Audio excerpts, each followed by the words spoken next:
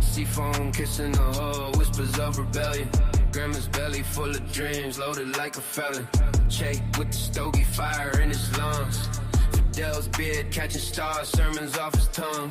Night wraps the boat, a velvet conspirator. The moon takes notes, a celestial auditor. Shadows in the tropics, plotting out the game. History's inked in sweat, revolution's flame. Grandma dreams, drifting through the night, carrying the weight of the people's fight. Through the tide, through the storm, they scheme, waking the world with the grandma dreams.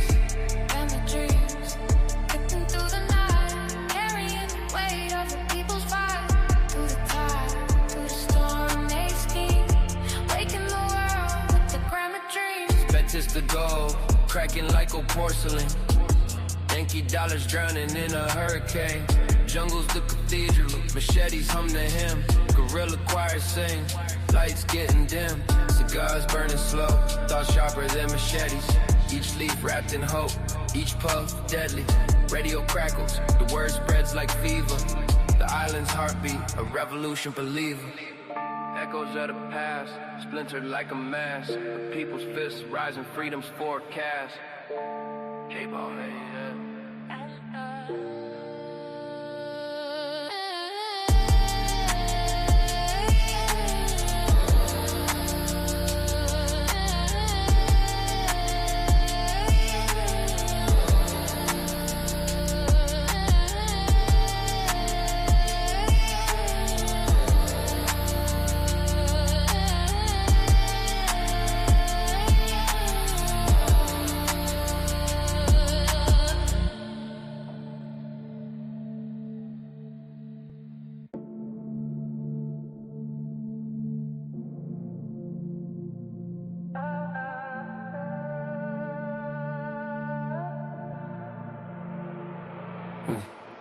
Seafoam kissing the hull, whispers of rebellion.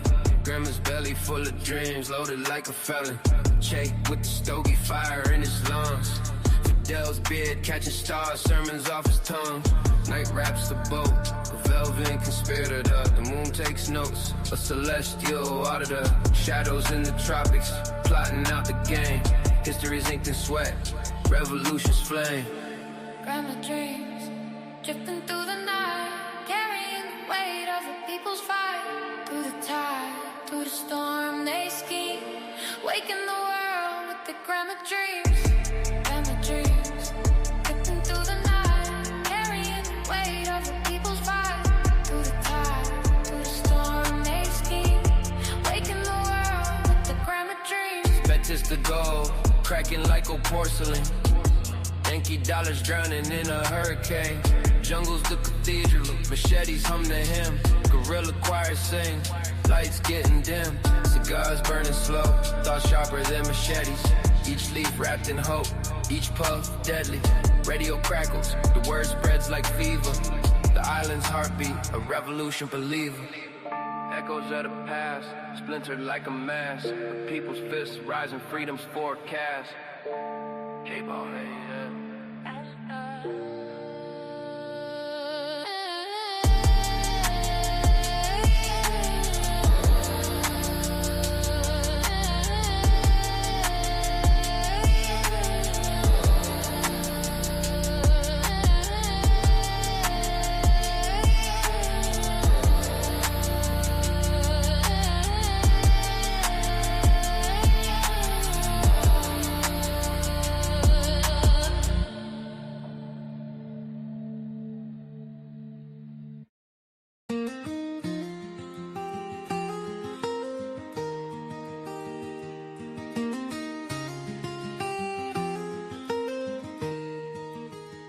They came with books, not rifles in hand, to every valley across the land. Lanterns lit where darkness reigned, a light for minds, a hope unchained. Old fields whispered, learn to see under the banyan and the ceiba tree.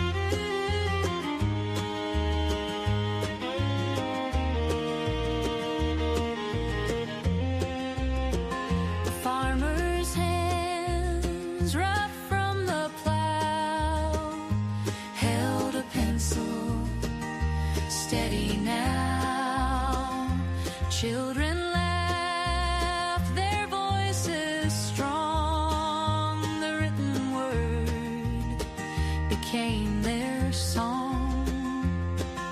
The earth it echoed, we belong to pages where our lives grow long. Words on the wind, they carry the flame, erasing the shadows, rewriting the name. From mountain to shore, the letters took flight, turning the night into daylight.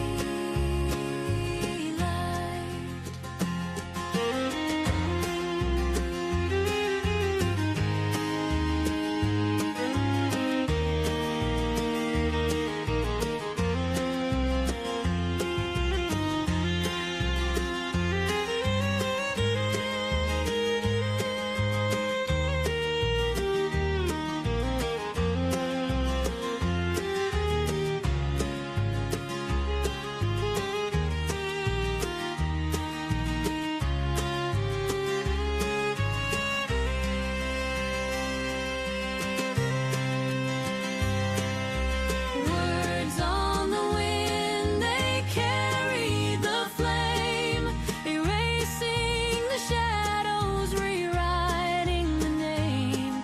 From mountain to shore, the letters took flight, turning the night into daylight.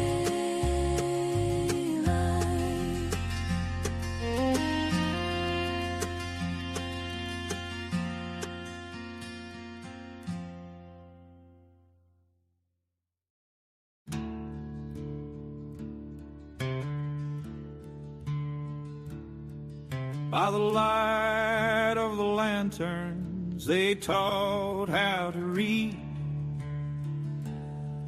In the hills of the Sierra, they planted a seed. Young hands held the books while rifles stood near. In the shadow of struggle, they buried their fear. Oh, the words lit the night like stars in the sky. Truth in their hearts, they refused to live a lie. With Che and Fidel, they rose from the dust for the people they serve and freedom they trust.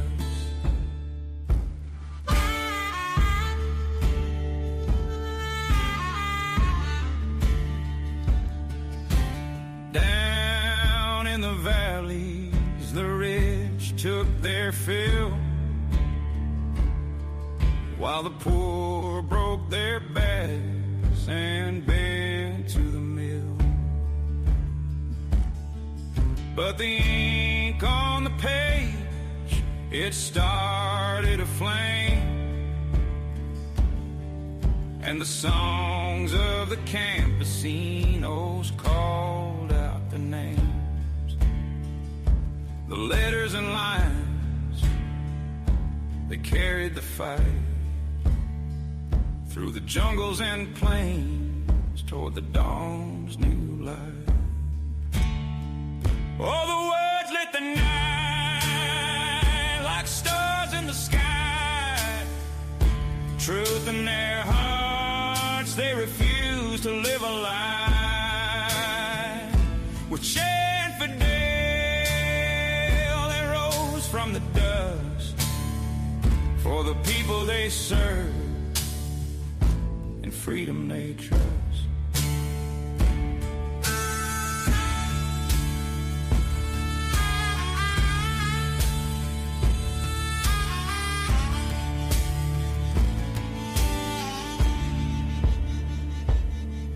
Now the ghost of Batista's towers crumble and fade, while the voices of the teachers still echo in the glade. The power of a pencil, the might of a pen. They broke down the walls and they rose again.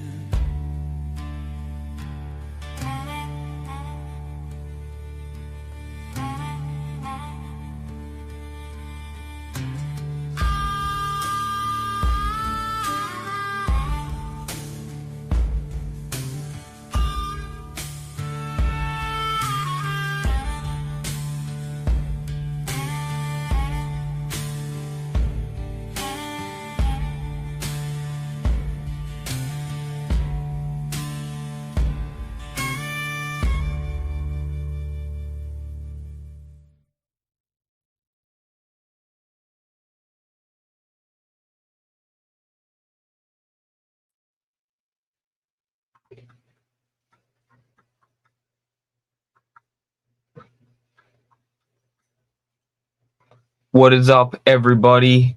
Welcome back to the Power Hour, first one in 4 months. We are back. We've got a whole pile of things to talk about because I've been out of town traveling for the last 4 months. I hope you guys like the intro music. I've been cooking up some new stuff for you. Also been very busy with the ACP media team. Make sure to follow us at ACP Maine on X, on Instagram, on Facebook, everywhere else. But I'm happy that I get to sit down and do a stream with you guys today. It's been a while. I missed being here. I missed doing this. So we'll get right into it after the official intro. High Sheriff Hazard is a hard man. To be High Sheriff is his only plan. He digs through pockets, takes what he can, for he's High Sheriff Hazard.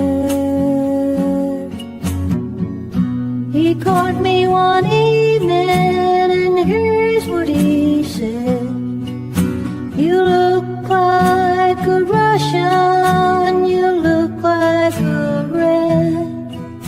And if you're fond of your skin and your head, beware the High Sheriff of Hazard.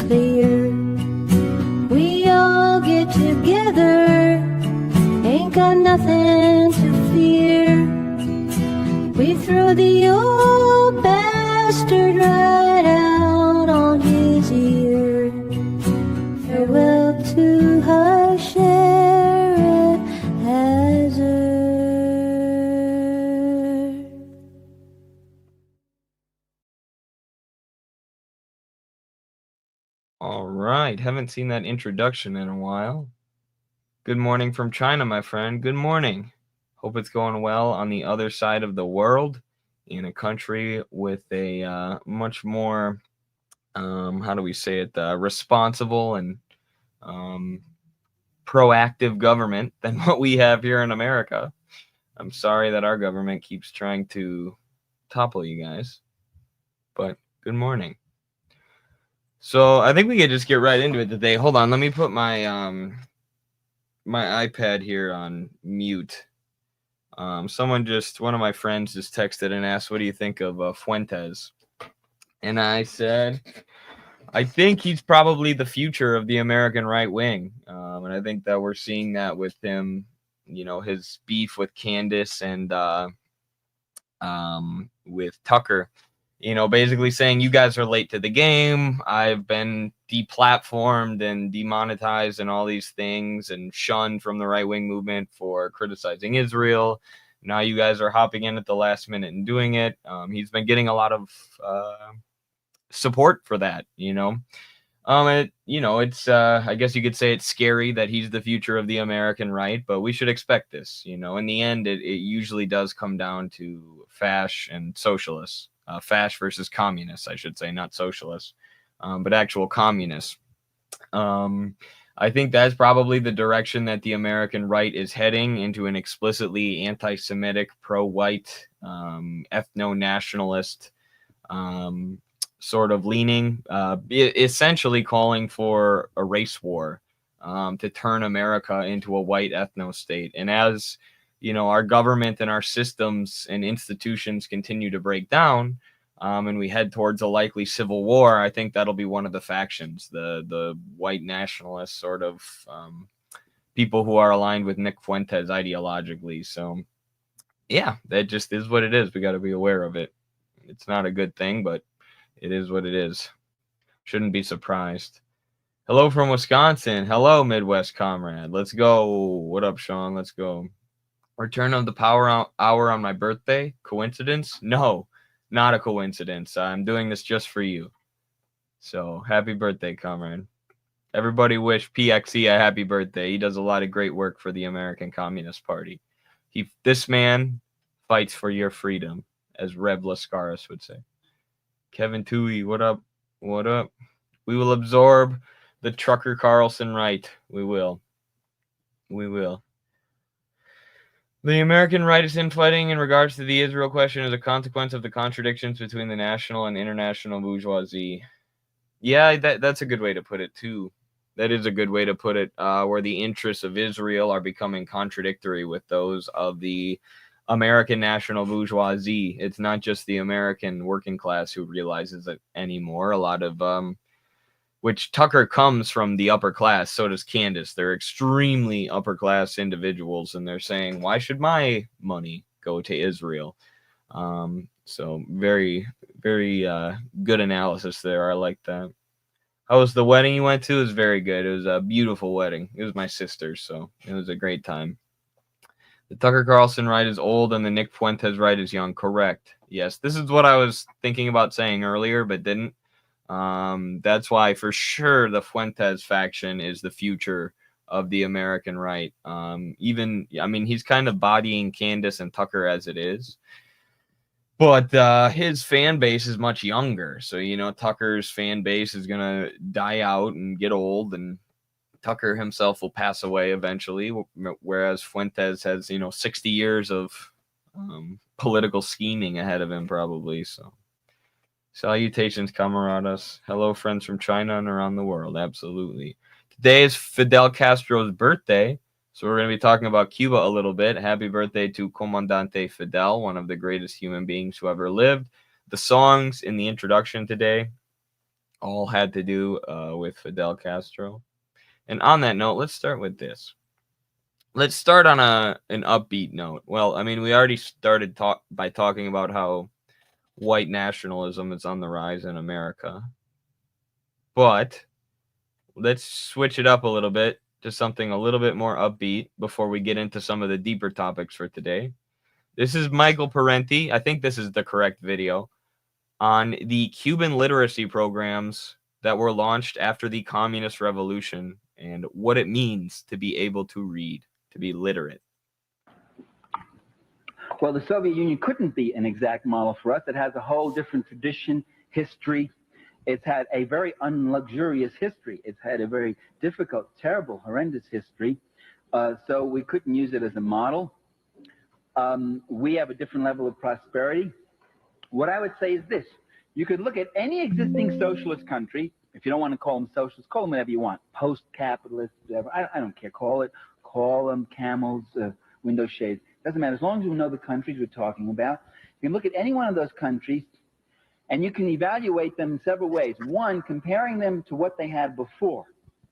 And that to me is what's very compelling. That's what's so compelling about Cuba, for instance. When I was in Cuba, I was up in the Escambray, which is like the Appalachia of Cuba, very rugged mountains, people very poor if they were.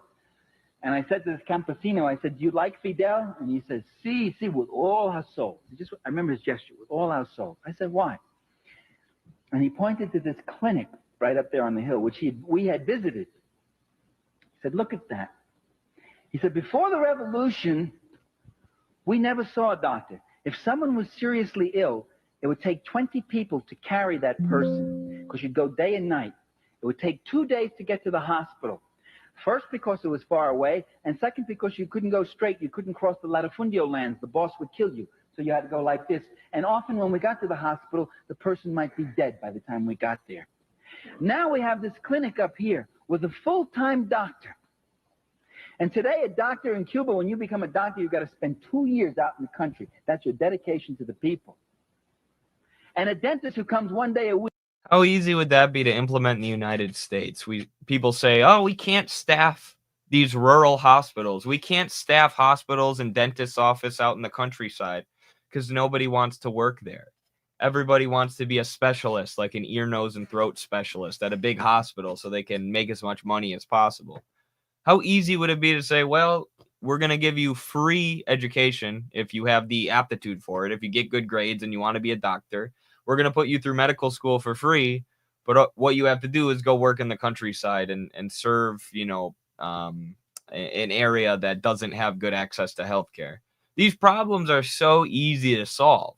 This is what I learned working in healthcare administration or getting my master's in healthcare administration, was that the problems of the healthcare system have been identified. Healthcare administrators know what the problems are. Scholars know what the problems are, and they have ways to fix them, right? Countries like Cuba and Venezuela have been able to staff hospitals and doctors' offices and dentist office in the most rural regions of their country. So why can't we in the United States, where we spend more on healthcare than any other country? Well, we could, but the profit incentive gets in the way. It wouldn't make money for big pharma and for the private practices and for the ambulance companies and the insurance companies and all the different for-profit companies that are involved in healthcare. So we don't do it. The solutions are there. We know what they are. But the people who control healthcare won't let us implement any solutions because all they care about is making money, as much money as possible. And that's why after you have a revolution, you're able to implement so many things like building hospitals in the rural regions and staffing them and putting all sorts of people through medical school the way that the Cubans did. And for more serious things, we're not more than 20 minutes away from a larger hospital. That's in the Escambray. So that's freedom. We're free today. We have more life. And I talked to a guy in Havana who said to me, before, all I used to see here in Havana, you call this drab and dull. We see it as a cleaner city. It's true. You got the paint is peeling off the walls, but you don't see kids begging in the streets anymore. And you don't see prostitutes. Always that was prostitutes. Prostitution used to be one of the biggest industries. And today, this man. Yeah, little factoid there. Havana, Cuba was basically Vegas before Vegas. It was where the wealthy capitalists would go to buy prostitutes. There were tons of brothels there. And gamble at casinos. And basically after the Cuban Revolution is when Vegas started popping off and became the Vegas of today, because all the casinos and the brothels and that kind of stuff had to leave Cuba. They were forced out by the communists and the peasants, and they relocated in Nevada. Is going to night school. He said, I can read. Do you know what it means to be able to read? Do you know what it means to be able not to read? I remember when I gave my book to my father, I dedicated a book of mine, Power and the Powerless, to my father. To my father with my love. Gave him a copy of the book. He opened it up, looked at that. He'd only gone to the 7th grade. He was a son of an immigrant, a working class Italian. And he opens the book and he starts looking through it. And he gets misty-eyed, very misty-eyed. And I thought it was because he was so touched that his son had dedicated a book to him. That wasn't the reason. He looks up at me and says, I can't read this, kid. I said, that's okay, Dad. Neither can the students. I mean, that's not something. I mean, don't worry about that. I wrote it for you. I mean, it's your book, and you don't have to read it. You know, it's a very complicated book, academic book. I said, I can't read this book. And the defeat that man felt. That's what illiteracy is about. That's what the joy of literacy programs is. That's why in Nicaragua you got people walking proud now for the first time. They were animals before. They weren't allowed to read. They weren't taught to read. So you compare a country to what it came from, with all its imperfections. And those who demand instant perfection, the day after the revolution, they get up and say, are there civil liberties for the fascists? Are they going to be allowed to have their newspapers and their radio program? Are they going to be able to keep all their farms? The passion that some of our liberals feel, the day after the revolution, the passion and concern they feel for the fascists, the civil rights and civil liberties of those fascists who were dumping and destroying and murdering people before. Now the revolution has got to be perfect. It's got to be flawless. Well, that isn't my criteria. My criteria is what happens to those people who couldn't read. What happens to those babies that couldn't eat, that died of hunger? And that's why I support revolution. The revolution that feeds the children gets my support. Not blindly, not unqualifiedly. So that's mostly what I wanted you guys to see, especially on the birthday of Fidel Castro. Because it kind of, with that story about his father not being able to read, it kind of puts in perspective what it means for him to have made the entire country literate with the literacy programs. And there are all these pictures of Cuban people walking around with giant pencils to celebrate the literacy programs. And that's part of, you see it now with all the cuts to education, the underfunding of schools. Basically, classrooms have turned into daycares where the teachers aren't actually teaching anything in America, that is. They're just babysitting, essentially. That's what a lot of the classrooms have turned into. You have like 22 to 30 kids per classroom, one teacher trying to handle all these kids. It just gets chaotic, and there's no teaching going on there. I mean, other than maybe a few kids who are interested and disciplined and whatnot. And they do this on purpose, right? They don't want an educated populace. They don't want a populace that's interested in philosophy and political economy and all these different things, the way that the Soviets tried to educate everyone, or the Cubans tried to educate everybody. And communism does the opposite. It gives the working class the intellectual tools that they need to understand the world and not be under the boot of Wall Street, essentially. If everybody read, they would understand who the real owning class is. Shout out to the CIA for its Looney Tunes style 600 plus failed attempts on Fidel's life. Common CIA L. Yes, that's interesting. They tried to kill him in a lot of interesting ways, like putting a bomb in one of his cigars. It was literally like some Looney Tunes shit. One of the funniest anecdotes in communist history. Red Maze, let's go. Thank you, Red Maze. One sec before I answer your question.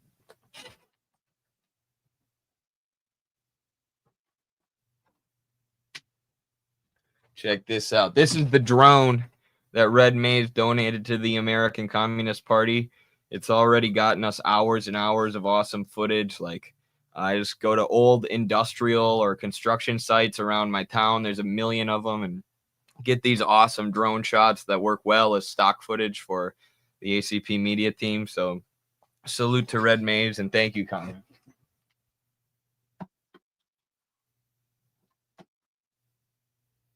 Oh, took me a while to learn how to fly the bad boy, but it's pretty sick. Also, your recommendation was good. For a fairly cheap drone, this thing packs a punch for sure. Thoughts on Kshama Sawant as an independent running to oust Zionist Democrats in Seattle? I mean, I support her. I don't think, the revolution is going to come through bourgeois elections, but I know Kshama Sawant is, solid on the issues. I don't think she, if she could win, that would be great. Anytime you can win any kind of power, even through a bourgeois election, it's good. I don't know the demographics there. I don't know if she's running a campaign to actually win or if she's trying to just spread her message. It sounds like it's sort of a small scale, more local campaign. So that's what I like to see more than like running for president, like PSL does every year. I feel like it's just kind of, in a lot of ways, a waste of time and resources. But running for local office, mobilizing people for smaller offices that you can actually win, I think is better. So, I hope she wins. Obviously, if she's running against the Zionist Democrat, I'm sure she's the better candidate. Revolution won't come through bourgeois elections, but we should do our best to spread our message wherever we can and win power wherever we can, even if that is through an election. So, thank you for the $20 and the thought-provoking comment, and for letting me know about Kshama Sawant. I didn't know she was doing that. All right, so we have to talk about this now. Speaking of other left-wingers in the United States, this kind of blew my mind. I didn't know it was this bad. I did not know that the situation was this bad. Our friend Nick from the Revolutionary Blackout Network says, half of DSA members are Zionists. This is exactly why I've been warning people for years that DSA is a trash organization that enables imperialism and G-side. Straight up embarrassing. Okay. So this is the vote to fight for an anti-Zionist DSA, basically to kick out Zionist members. It was, looks like this one was approved. I don't know what, actually, I don't think this is kicking out Zionist members. I think it's like fighting against Zionism within the party because it's such a problem. But either way, that's not the more important poll. This is the one that I wanted to show you. DSA members who support one Palestinian state, one Palestine, from the river to the sea, Palestine will be free. The number of DSA members at the National Convention with voting rights who support Palestine being free from river to sea is 330, and the people against are 752. Almost 70% of the of DSA voted against one Palestinian state. They support the liberal two-state solution. Now, I guess if you're new to these issues, if you're new to the issue of Palestine and left-wing Marxist-Leninist, socialist, communist politics, that may seem okay to you. Yeah, two-state solution. We just want peace, at least temporarily. Okay, but the two-state solution has always been a liberal solution, an idealist solution that could never work. For one, because look at the pattern of Israel's actions in the past. Do you really think Israel is going to accept a sovereign Palestinian state and stop expanding and stop bombing their people and stop beating up people and stealing from them in the West Bank and stop forcing them out of their homes? No, Israel's always going to do that. They're an expansionist project. They're an apartheid state, and they're rooted in an ideology of ethno-nationalism, Jewish supremacism, and the systematic dehumanization of the Arab people so that their land can be stolen. This is just what Israel is. It's what it always has been. It's why Israel's borders have been growing since the UN partition in 1948. And they've never stopped growing. The West Bank and Gaza have never stopped shrinking. So the idea that Israel is just going to accept living right next to Palestine in peace is absurd. And, you know, you'd have to be incredibly naive and unaware of Israel's pattern of actions in the past in order to believe that. But even beyond that, it goes beyond that. Because Palestinians make up the majority of the people in that region. There are more Palestinians in that region than there are Israelis. Many of them have been forced out of their homes to Jordan or to Gaza or to elsewhere, right? Most people living in Gaza are the descendants of people who were expelled or people who were expelled. And if those people were granted the right of return, which refugees are granted under international law, which they have a right to under international law, if those people were allowed to return to their homes, there would be a majority Palestinian population in Israel. They would outnumber the people who consider themselves Israelis. So if Palestinians were allowed to return to their homes, if Palestinians weren't expelled and they were allowed to return, or they were allowed to return like they're supposed to be under international law, the country would cease to be Israel. It would be Palestine, because the vast majority of people would see the country as Palestine. And that's because Israel is not a real country. It's an artificially constructed imperialist ethno-nationalist entity of European and American Jewish people on Arab land, on Muslim land. That's what it is. It's not a real country that emerged naturally. It was artificially constructed with British and American money in order to act as and with the money of socioeconomic elites within the Jewish community who supported rampant nationalism. That's what Israel is. It's an artificially constructed society. If the majority of people in that region actually had democracy, if they weren't systematically expelled from their land and deprived of any voting rights, Israel would not exist. It would be Palestine. So the liberal two-state solution implicitly supports the existence of an ethno-nationalist apartheid state. It supports the existence of a Jewish supremacist state on Arab land that only functions by expelling Arab people and depriving them of rights. So that's what over half of the DSA believes. Over half of the DSA believes in an ethno state. Okay, talk about the moderate wing of fascism here. The only communist position and the position of 100% of American Communist Party members is that there should be one Palestinian state, because that's the democratic position. That's the anti-imperialist position. And the fact that this even has to be explained to people who call themselves socialists just makes me think that the DSA must be way too deeply infiltrated by feds and wreckers and people like that. Imperialists, opportunists. And that's what it always has been, a reformist, professional managerial class and student-dominated organization that talks about socialism but doesn't care about getting to the proletariat, doesn't care about exposing the real contradictions of imperialism. They're just trying to elect people like Zoran so they can get their rent decreased and have to pay a little bit less for health insurance while America continues to fund the genocide. That's the DSA. If you're still in it, if you were in it in the past because you felt like you could do good work with the DSA, I would have understood that. Right? And DSA allows caucuses, so there's different parts of DSA. There are parts of DSA that listen to Midwestern Marx, right? People in DSA who do that. If you did that in the past, I get it, but now it's time to join the American Communist Party, because there's a real anti-Zionist party that's doing work on the ground all across America every single day. Educational work, organizing work, in the workplaces, in the communities, doing what, you know, Marxist-Leninists should have been doing in this country for years. And many were in random organizations like PSL and DSA and whatever.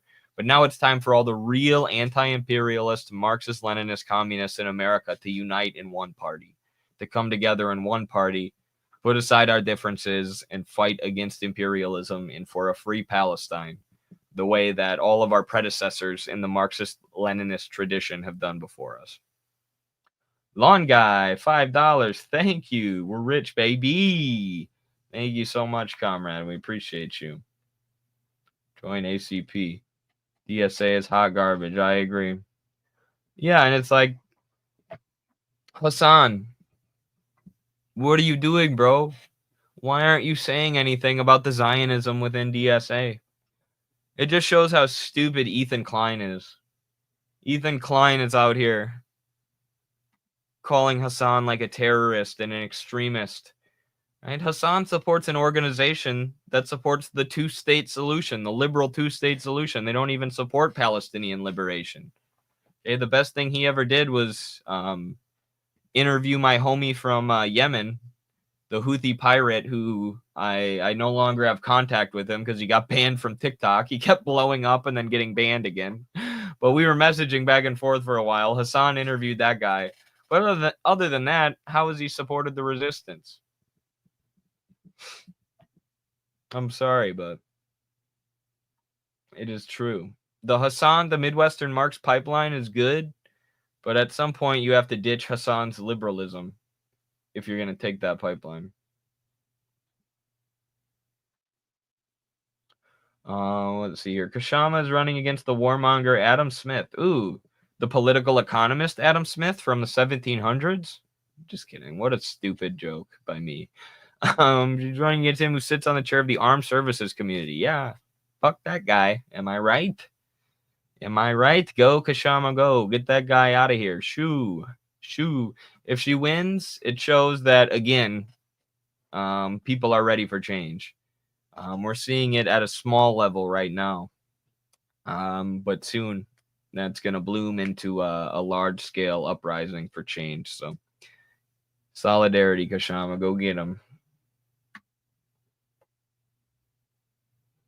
ACP website also has a link to donate. Yes, if you're not in the party, you can donate money. I don't know if people from not the United States can because of tax law and all that stuff. I think you can, but Yeah, go check it out. Even if you can't donate your time and energy, you can donate. Although you can also be a reserve member of the party and just pay dues without having to show up to every meeting and things like that. So,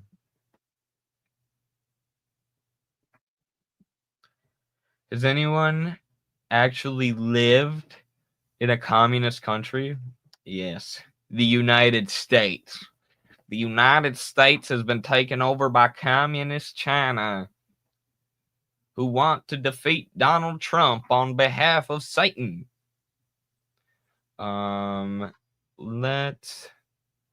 This is interesting. This will be a short segment. I ratioed a Misfit Patriot. You guys know Misfit Patriot? He's this guy who, like, he's a conservative grifter and a Zionist, but even beyond that, and even compared to other Zionists, he has like a really grating and embarrassing personality. It's like he seems like he would be a super difficult person to be around in real life. I see why he calls himself a misfit, because he probably has a really hard time connecting with other people because just the way that he is.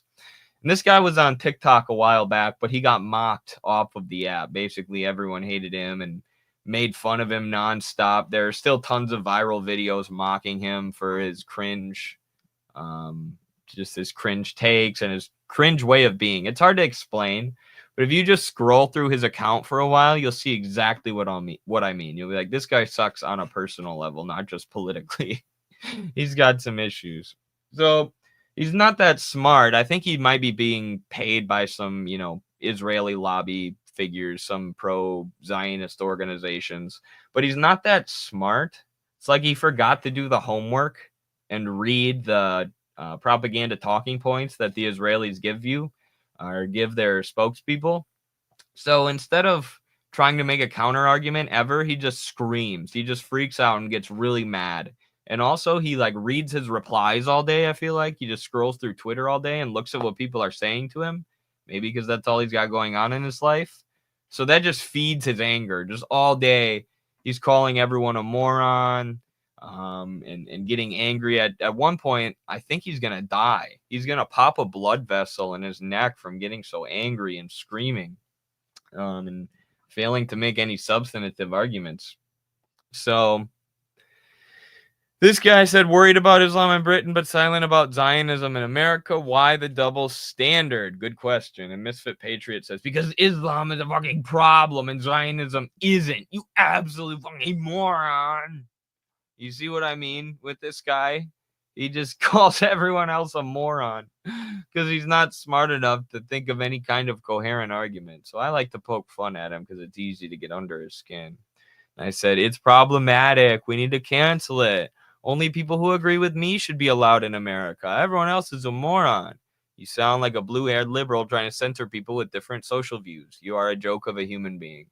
Now, the reason I said that is because he was basically saying Islam is problematic and needs to be canceled. And I knew this would get under his skin because he's a conservative grifter who does this culture war stuff. And he gave this kind of weirdly phrased response. He said, it's better than Islam has ruined every civilized nation it's occupied, so let's try it here. I don't know what it means to try Islam here. It's just a religion that some people have, but the majority of people are Christian or secular or other religions still. I get it's more of a thing in Europe, but that's because Middle Eastern countries and North African countries are being destabilized by Western imperialism, causing tons of people to flee. So I responded, and we got the ratio. We secured a major ratio, folks. 12 to 62. Go us. You are so historically illiterate. It is funny. It is funny, actually. The 8th through 13th centuries were called the Islamic Golden Age for a reason. The most advanced societies at the time were Muslim, and they produced countless breakthroughs in medicine, philosophy, architecture, and mathematics. If Islam ruined these societies, you wouldn't have hospitals, algebra, and much of the classical philosophy that we study in the West today. What actually ruined a lot of these societies is Western colonialism, which is doing the same thing in the Muslim world today through its proxy state of Israel. Islam has been the guiding ideology of many thriving societies historically. True, I'm not an Islamist, I'm a communist, but that is objectively true. Zionism has only been the ideology of one society, which is a murderous apartheid state where the majority of people believe killing babies is okay, not to mention it's a refuge for pedos. Your Zionist handlers need to give you better talking points. And he didn't respond. The genius Misfit Patriot didn't respond. Who'd have thunk it? Yeah, not much to glean from that. I just like making fun of that guy. He's got some serious issues.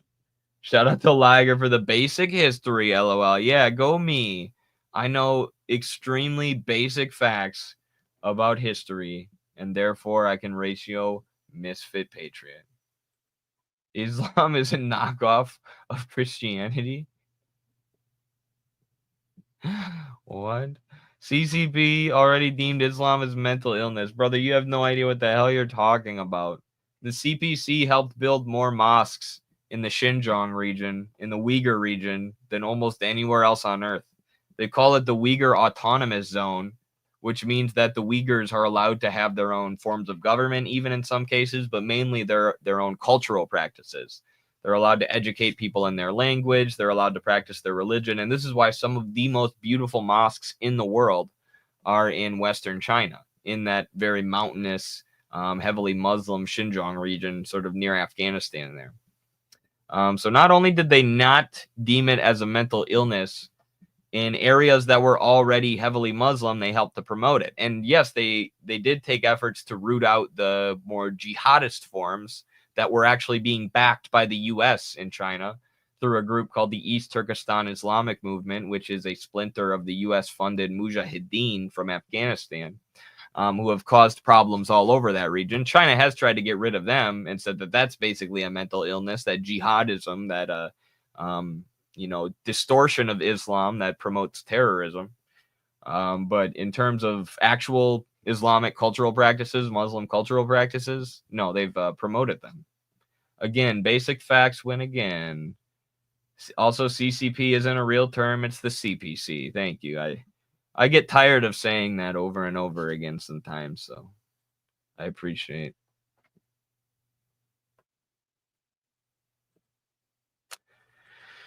What else do we have here? Oh, here's a video that we did. Make sure you guys are following the American Communist Party on Instagram and X, because that's one of the things that's been keeping me busy lately, is pumping out all of these videos, daily almost videos and graphics for the American Communist Party. This is one that was made by the comrades in the Florida chapter. It's also on our Instagram page, ACP Maine. Cuban How to Read. After 8 months, over media team has really gotten cooking in the last week, pumping these things out. I'm real proud of all the people working in my department, and I'm happy to bring you guys education and information about what our party is doing and all the important things that a media department has to do. The Cuban Revolution's War on Illiteracy. Cuba, before the revolution, was a nation looted by U.S. imperialism. Its wealth sapped and its people impoverished by a U.S.-backed regime that feared an educated population. In 1961, that changed. The Cuban Revolution declared war on illiteracy itself. Fidel Castro called it Cuba's Second Army. 268,000 brigadistas took up the call. An army of teachers stormed the countryside to teach every illiterate Cuban how to read. After 8 months, over 700,000 people could read and write for the first time. Literacy became the foundation of a new socialist society. Before the revolution, most Cuban children never saw the inside of a school. Afterward, education became universal.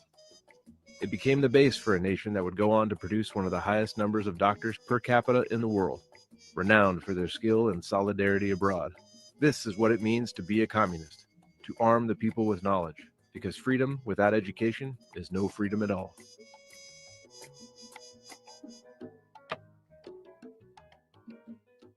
So there you go. Expect a whole lot of that. Short, to the point, educational videos, getting the history of communism out there, getting the history of our party out there, but the history of our tradition as well, like that one did, for the birthday of Fidel Castro. Recently, we've been posting like twice a day, things like that. So make sure you're following the party. It's going to be doing its job as not only an organizing outlet and as a political force on behalf of the working class, but as an education outlet, as a place where people can go to learn the history of communism. We want our page to be filled with short and to the point videos that people can scroll through. And by the time they're done, they know a ton about the history of communism and have a lot of the lies debunked and have a better understanding of Marxist-Leninist theory. Rupert Fellows says, if Israel is controlling the U.S. and therefore Western empire by blackmail and bribery, then does that mean we are all Yahtzees if we accept the truth? You may scoff, but many communists take that stance. Yeah, many people who call themselves communists are actually just liberals, and they have no idea how to combat actual Yahtzee ideology, and they have no idea what actual Yahtzee ideology is. So basically, what I would say to that is it's not Israel just completely controlling the United States. Israel also follows U.S. interests and protects U.S. interests in that region. Israel is reliant on U.S. funding in order to exist. The U.S. is not reliant on Israeli funding in order to exist. They need us. We don't need them. But you're absolutely correct that they have taken massive steps to control our country, our government, and our media through bribery, through blackmail, and through any means possible, through funding a bunch of museums that weaponize the legacy of the Holocaust and use it to justify Israel's actions. That's one of the main propaganda tactics that they've used in the past few years, by dumping a ton of money into the evangelical Christian church to create this really blasphemous, honestly, ideology of Christian Zionism, this religious ideology of Christian Zionism that has no basis in the Bible, that was invented by Zionists in order to trick Christians into supporting the apartheid and genocidal state of Israel. So there's no doubt that Israel influences American politics, but America also influences Israeli politics. Israel is always working to keep America's support and, to hide their most evil actions, so that they can keep enough of the world's support in order to continue receiving funding and weapons from the Western imperialist powers. So they sort of have what I would call a dialectical relationship on one another. Israel controls the U.S. controls Israel, and it's not just Israel controlling the U.S. AIPAC is, or not just AIPAC, but the Israeli lobby is giant, but it's about the same size as the military-industrial complex lobby and the oil and gas lobby and the pharmaceutical lobby. All of these lobbies control the U.S. government. This is how it works. Policy is written by lobbyists who then fund politicians' campaigns or just lobby them directly in order to get these things passed. And that's how the politicians get voted in. 93% of our elections are determined by the person who raises the most money. I'm explaining things that everybody already knows. But it's not just Israeli money. That's part of it. That's a piece of the puzzle. But it's also corporations in London, England, that engage in this kind of stuff, or shareholders who benefit from this kind of stuff. And maybe they do it indirectly through funding NGOs or funding lobbying groups that actually push the politicians for them. But they benefit from it. Bankers in France. And then, of course, all of the people on Wall Street, whether they're Jewish or otherwise, are lobbying the U.S. government, controlling it, and benefiting from that for their own economic interests, their selfish, narrow economic interests that are contradictory with the interests of the vast majority of the working people in our country. So what the Nazi ideology does, and now I'm just saying the word, the Yahtzee ideology, what that does is it hyper-focuses too much on the Israeli lobby, hyper-focuses on Zionist Jews and claims that they speak for all Jews, which is the same claim that Israel makes, that we are the country of the Jews and we are the same as the Jews. So they accept that premise that Israel postulates, that Judaism equals Zionism. And they ignore all of the other factors. They ignore all of the other lobbies and all of the non-Jewish capitalists. They just call them Shabbos Goy. And then they also conduct these conspiracy theories in order to go after communists. And historically, they have killed and murdered and kidnapped and imprisoned communists. But communists say, no, it's not just the Jewish ruling class. We have to take out the whole ruling class. And the Nazis have no response to that. They have no argument to that, other than to say, well, you're just controlled by the Jews too, right? The Judeo-Bolshevik conspiracy. The communists don't want to go after the Jews because they're controlled by the Jews. No, we want to go after every wealthy capitalist elite exploiter who's trapping the American people in debt and sending our money to Israel. But if you just hyper-focus on one ethnic group, you're going to make huge mistakes. Working class Jews should be on our side. We should be winning them over. And there's a huge class divide within the Jewish community. The more wealthy you are within the Jewish community, the more likely you are to support Israel. The more working class you are, the more likely you are to be anti-Zionist or non-Zionist. So the Nazis obscure class analysis with this race-based analysis, and in the end, they're just wannabe Netanyahus. They're saying, look at Netanyahu and the Jews. They have their own ethno-state, and they're doing genocide to other races. We need to have our own ethno-state. White people need to do genocide to other races. Like, you just want to do the same thing, but for your group. And as communists, we say no. Let us unite based on the fact that we are working people, right? Everybody has black, Mexican, Asian, whatever, Jewish coworkers, right? When you're at work, you do your best to get along. And usually, if you're a friendly person, you have friends who are from every different racial or ethnic group. You don't want to fight them. You want to team up with them to fight the boss who's paying you $8 an hour and stripping you of health care and busting your union efforts. But if you're just angry at your Jewish coworker all day, you're missing the point. It's Wall Street that's robbing you, whether they're Jewish or not. So that's my position on that. It's a good question, important question to answer right now. But yeah, that's what I would say. All right, what's next? I think we need to start spending more time on this guy. I think this guy's a gold mine for stupid clips and just like goofy right-wing commentary. Patrick Bet-David, this guy, it's hard to believe people listen to him. I have never seen a more obvious grifter in my life. The guy looks like a used car salesman. He went on Joe Rogan's show and tried to peddle a bunch of products. He appeared out of nowhere. He says whatever he can to get clout. And now his show, in a lot of ways, is imploding over Israel because he has this co-host, I think his name's Vinny or something, who's like super anti-Israel and won't let the Epstein files go and is questioning, MAGA and Trump and the American right-wing establishment. And then he has this other co-host named Adam, who's like if the Nelk boys were 40 years old and 2 times as insufferable. I don't know how to explain Adam, but he's like towing the line, supporting Trump no matter what. And he's also just like a drunk spaz. So this show is kind of imploding now. Patrick Bet-David's grift is not going well anymore. And I have been finding it pretty interesting to follow because I just pegged this guy as a gross grifter from the beginning. So it's not surprising to see him go this way. Thank you, Love Peaceful. How should the ACP deal with LGBT issues in the USA? Tolerance. One word, tolerance. Let people do what they want. Let people be what they want to be. Be respectful of people. But stand on your principles.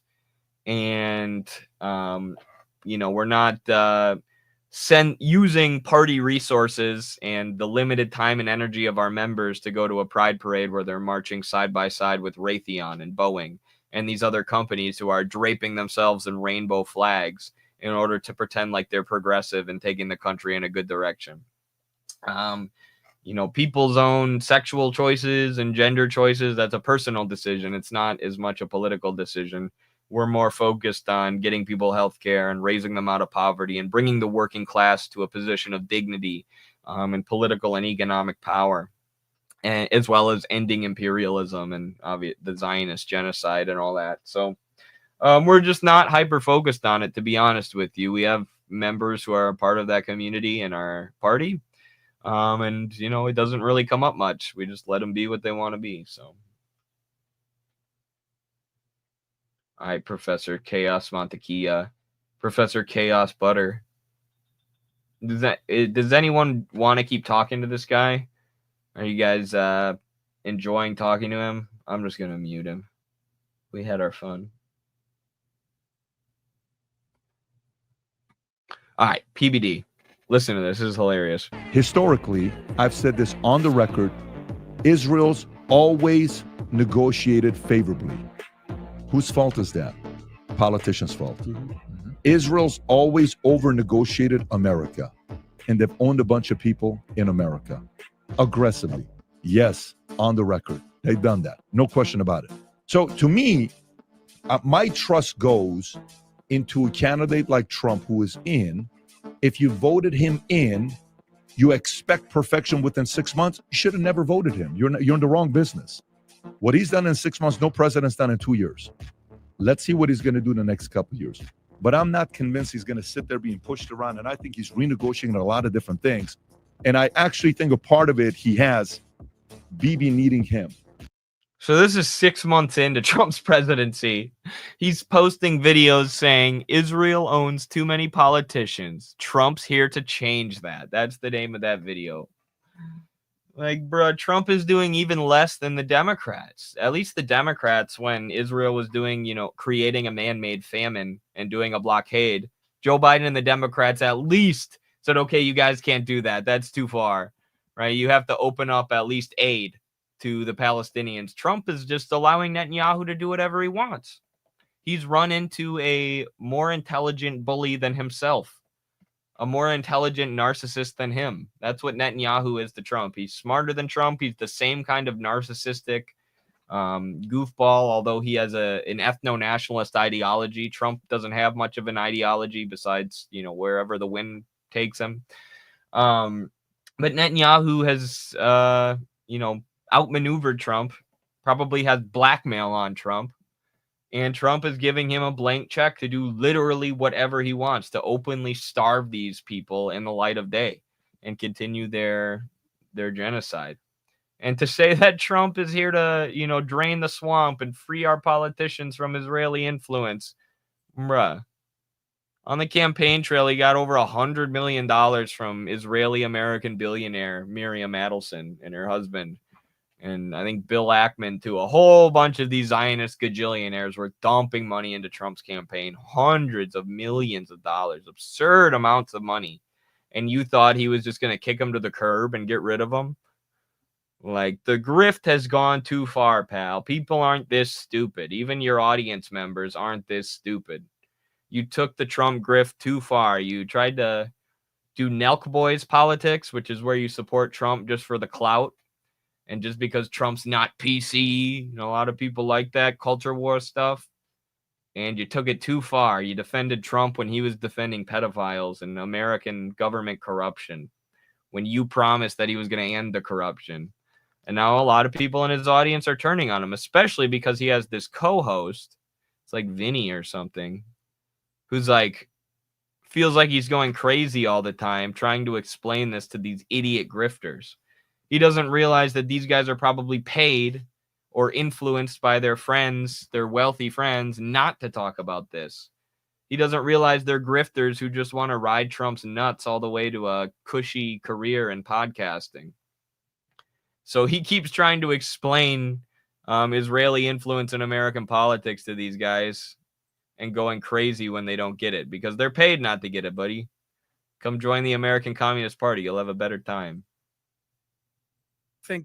What do I think about Thomas Massey? I think he should be the president. He's pretty based. We're headed is Charlie from Always Sunny. It's like, you know what's going on here? This guy found him, and he found him, blah, blah, blah, blah, blah. And it turned out, bro, you haven't slept in weeks. I'm not saying that about you. I'm saying when you go down the road, what I want to do. He's talking about you. Maybe I am. My stupid loser friend, Vinny. Go ahead. Okay. Go ahead. So let me just. Is that guy? Yeah. If you say Israel's influencing the U.S., you're just a crazy schizophrenic. I'm sure the $230 million that Trump got from Israel doesn't influence him at all. You're crazy if you think this has any influence. They just gave him hundreds of millions of dollars out of the goodness of their hearts because they care about America. They're not expecting anything in return. Are you crazy? Are you schizophrenic? The gaslighting is unreal because this guy is pointing out very basic and obvious connections. You need new friends, Mr. Vinny.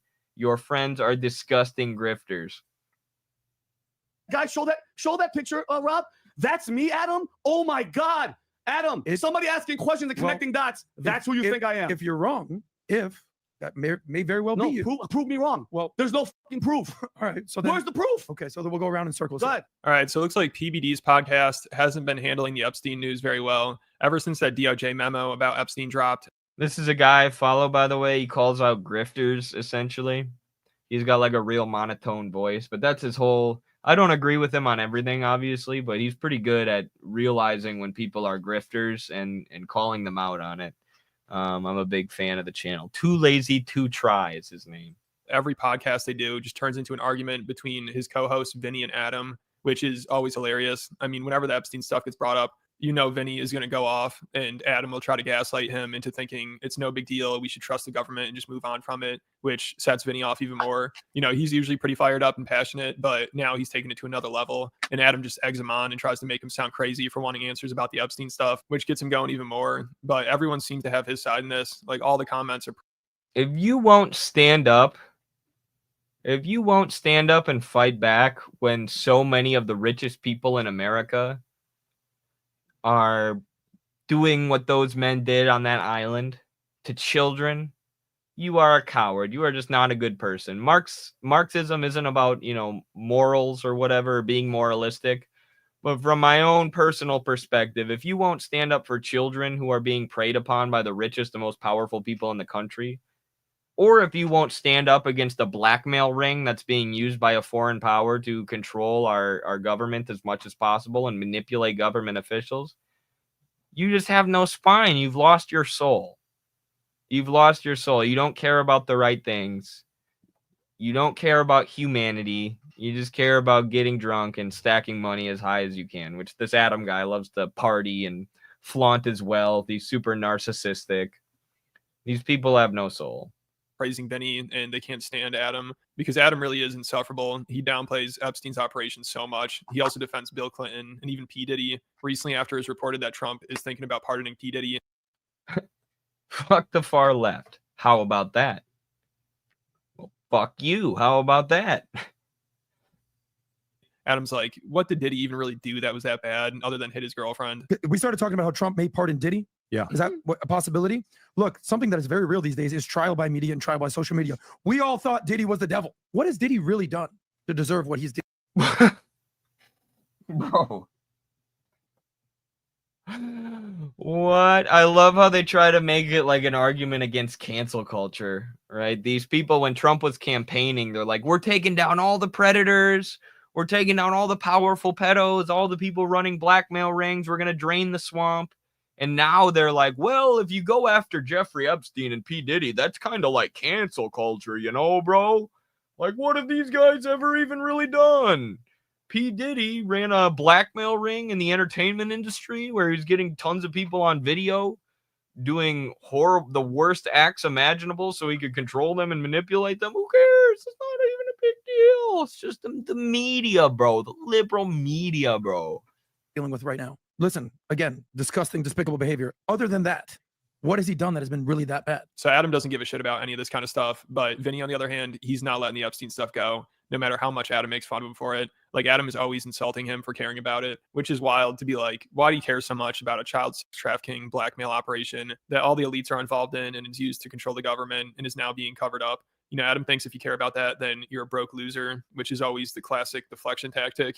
We've seen Tom Segura, Joe Rogan, Brendan Schaub, and a ton of other people say this whenever they get criticized or whenever somebody says something they don't like. They always just result to calling them broke losers and telling them they need to get their life together, which is funny to say to people in your audience, because these broke losers are helping them pay their bills. See what I mean about this guy? He makes good points about these grifters. Calling people broke losers if they're worried about the Israeli lobby, calling people broke losers if they're against genocide, saying they need to get a life. And what do you mean by get a life? On the next episode of the PBD podcast, this Adam guy came in hammered. He needed people to drag him out of the club and throw him in the shower and get him ready for the show. Right? That's what he means by get a life. Go to the club, put poison in your body, try to have meaningless sexual relationships with people you'll never talk to again. And that's what he means by, and just ignore the fact that child predators are running our government, and ignore the fact that Israel is mass murdering children.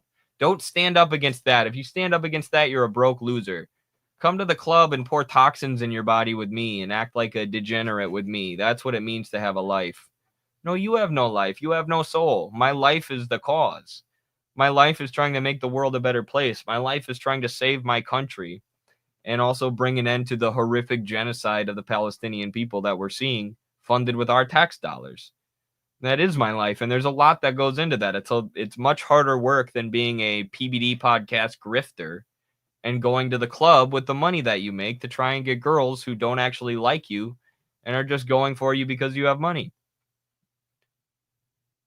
You don't have a life. And Adam, he's also kind of taking a shot at Vinny, obviously, because he's obsessed with Epstein files. He talks about it all the time. So Adam clearly thinks he's kind of a loser for caring so much about it. In my opinion, there's a lot of people that are obsessed with this. Yes. That they have zero control over this. And these are the types of people, in my opinion, that a lot of these people are what I would call losers, or as what Andrew Tate described as brokies. And they're fat, they're broke, they're losers, they can't get this, they can't get that. They're struggling with work, they're struggling with relationships. They have nothing going on in their life, but this shiny little object they are obsessed with. CIA, Mossad, anybody. How disgusting and evil. If you really think about that, step back from who it is. I don't give a shit who it is, Adam. This poor guy is going crazy.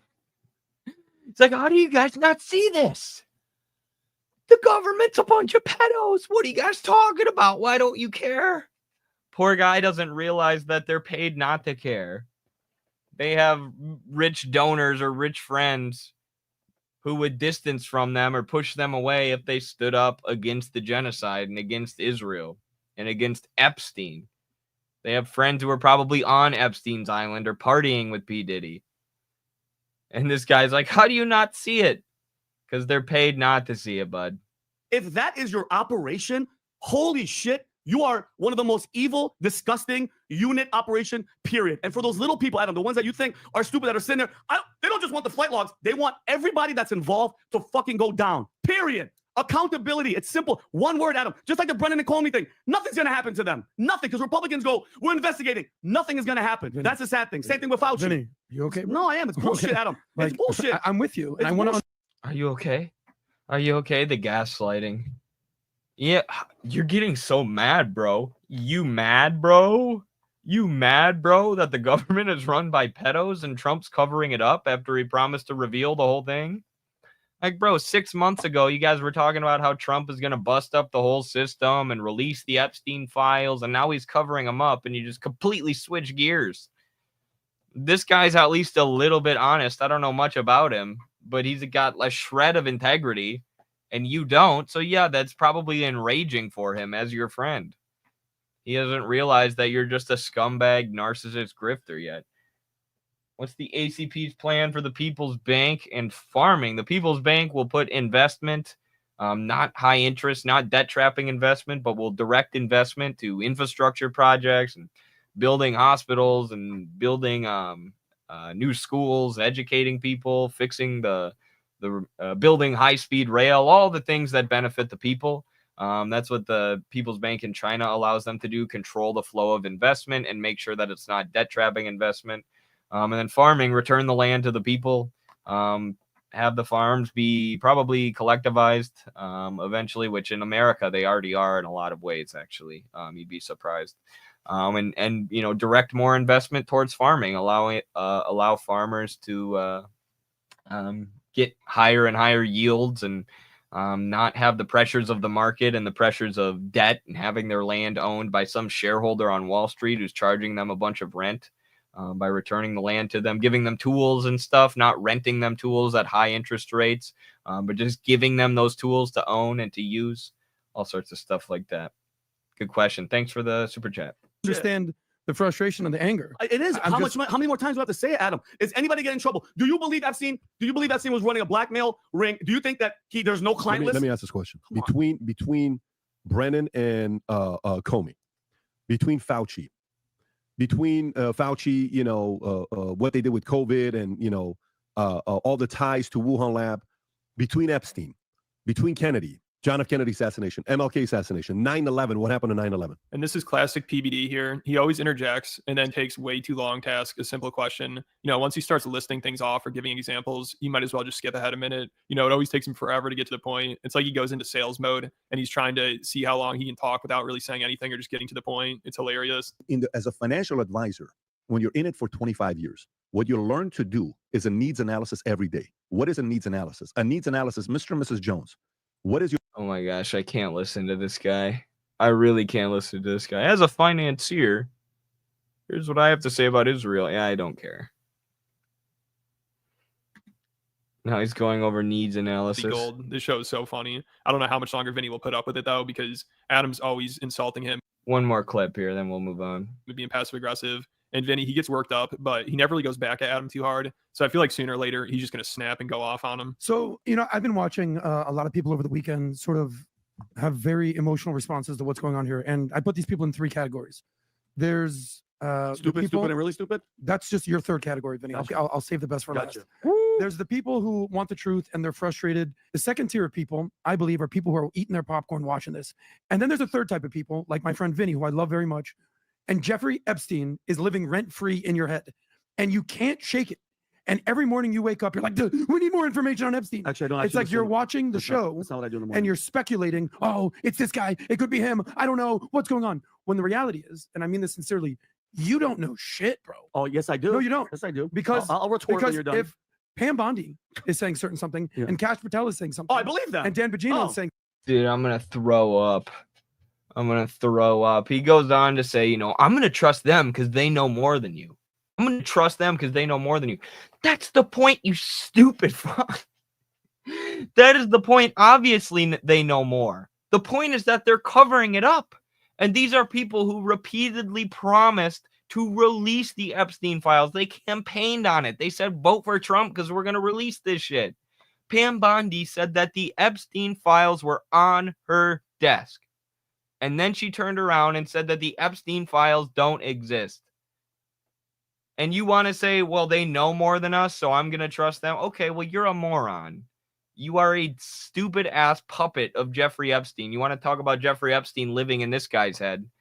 The people who funded Jeffrey Epstein are controlling you like a moron puppet, a drunk, consumeristic, grifting puppet. Everything that's wrong with the the upper class in the United States of America is epitomized in this guy right here. Saying, just trust Pam Bondi, just trust Cash Patel, just trust the FBI. Even though I was telling you that all these, or that the FBI and CIA are corrupt when they were going after Trump, which they are corrupt. It's just insanity. It's insanity. They've seen the Epstein files, so trust everything they say. Yeah, that's the point, you moron. They've seen the Epstein files and they promised to release them, but didn't. As they're getting funded by all these multimillionaire donors who were on Epstein's island, who are benefiting from them covering up the files. One more little blurb, then we're done. And Trump is saying the government something. wouldn't lie, Adam. You're right. Okay, The government would never lie. I'm not saying that. I'm just saying you don't know. So I have the humility, and I've That's the point. We want them to release them so we can know. The American people have a right to know if our government is going to, or high up government officials are going to Pedo Island every year and being blackmailed by Israel. the capacity to say, you know what? Does this matter? Yeah. Can I control any of this? Zero. If Pam Bondi can't control this, and Dan Bongino can't control this, and Cash Patel, who basically platformed himself on this issue, can't solve this. And this podcast interviewed Trump last year, and so I'm sure PBD got a... Dan Bongino platformed himself on releasing the Epstein file, so if he can't do it, I guess nobody can. Let's just trust the most rich and powerful people in the country when it comes to this pedophile ring that they promised to expose, now that they don't want to expose it. It's amazing that people like this exist. It's sad. I don't know if it's a result of the American education system. I mean, it's a result of the American capitalist system that people like this are promoted, right? The fact that people like this have such a large platform and are incentivized to keep the population stupid. As Red Maze says here, and thank you for the $5 super chat, brother. PBD and similar will never be shadow banned by the ruling class. How many followers would our comrades have if that didn't happen? A hidden battle we face. Absolutely. Absolutely. And even if those guys aren't receiving donations from Zionist organizations, they know what they're doing. They're avoiding getting shadow banned. They're feeding the tech oligarchs what they want to hear, the people who own the social media platforms. And so what happens is truth and intelligence ends up getting shadow banned, while the most idiotic, narcissistic people with the worst value systems possible, like these grifters here who only care about money and random hookups and getting drunk, and grifting off other people, using other people to make their money without actually having to do anything. Those are the people who are elevated to the top of our society. For real. And then that's what kids grow up, you know, seeing. And PBD was talking on his last podcast about how he wants to be seen by a bunch of kids. He wants people to have their kids watch him because he's so educational. You know, this is the culture that neoliberal capitalism creates. It promotes people like this, and they build this culture of grifting. And sometimes they'll say stuff like, we want you to escape the matrix. We're going to drain the swamp. We're supporting Trump to bust up the establishment. But they are the establishment. They don't care about a single thing they've ever promised or said that they care about besides making money off you and clout chasing and being famous and being able to party all day without having to work hard. And that's the kind of society that capitalism promotes. It's a very, very sick society that we have. It's a sick society that produces people like that and holds them up as thought leaders, right? And as cultural icons that you should aspire to be like. Thank you, Red Maze. Slumbering Colossus, another $5. Thank you. Your take on the theater in Alaska. How would it benefit Russia? What am I missing? Like Alaska is a potential theater of war? Or is there something going on with an actual theater in Alaska? I haven't seen this, actually. If there is. I don't see anything. Do you really mean like Alaska is a potential theater of war between the U.S. and Russia? I mean, it belongs to the U.S., but it's closer to Russia, so it you know, is an interesting thing. Political theater, yeah. It's an important question for communists too, because like Russia still wants Alaska back, and it's an American state, obviously now, even though it doesn't really make sense geographically. We can pull it up for people who don't know. I know people struggle with geography, which is fine. It took me a lot of time looking at maps. Now I have a map of every continent in my room, and you know, I've done a lot of map quizzes for my degree in politics. They would have us place the countries on the map, but until you've done that, it can be hard because in America, our education system is just trash. So for those who don't know, this is Alaska. Oops. This is Alaska here, and this is Russia, right? It's right by Russia. You can actually see Russia. Sarah Palin said this once, and she got mocked for it. She said she could look out her house and see Russia or something, but you actually can see Russia on like a clear day if you stand at the very tip of Alaska, which is cool. So it's attached to Canada, almost attached to Russia, who has claim to it. And then the United States is all the way down here, but Alaska's ours. It's one of our states. So Russia still wants Alaska. If there was a communist revolution in the United States, I could see it being ceded to Russia, but I don't know if it makes sense culturally now. With the people who live there, I don't know enough about Alaskan culture. There aren't a lot of people there. But it is a little ridiculous that it belongs to the United States. But they elected Sarah Palin, so you know, who knows what's going on up there politically. Seems like a shit show right now, but yeah, I don't have many thoughts on it. We'll have to see once the American Communist Party takes power. We'll have to see how bad our comrades in Russia want it and what kind of argument they have for getting it back. Russia isn't communist. I know. They will be again soon. It would not make sense culturally from what I know. Yeah, but there are a lot of Russian like thought like political leaders who I respect who still say they want Alaska back. So I would like to hear their argument. But if they elected Sarah Palin, seems like Alaska is basically the Midwest at this point, like a mix of the Midwest and the South. Who knows though? But they also elected Mike Gravel. You right. You're not wrong, Pittsburgh dude. Mike Gravel is one of the most based American politicians of all time. Blasted the Democrat war criminals to their faces on the debate stage. What a hero. But yeah, who knows? Maybe Alaska's more based than I thought.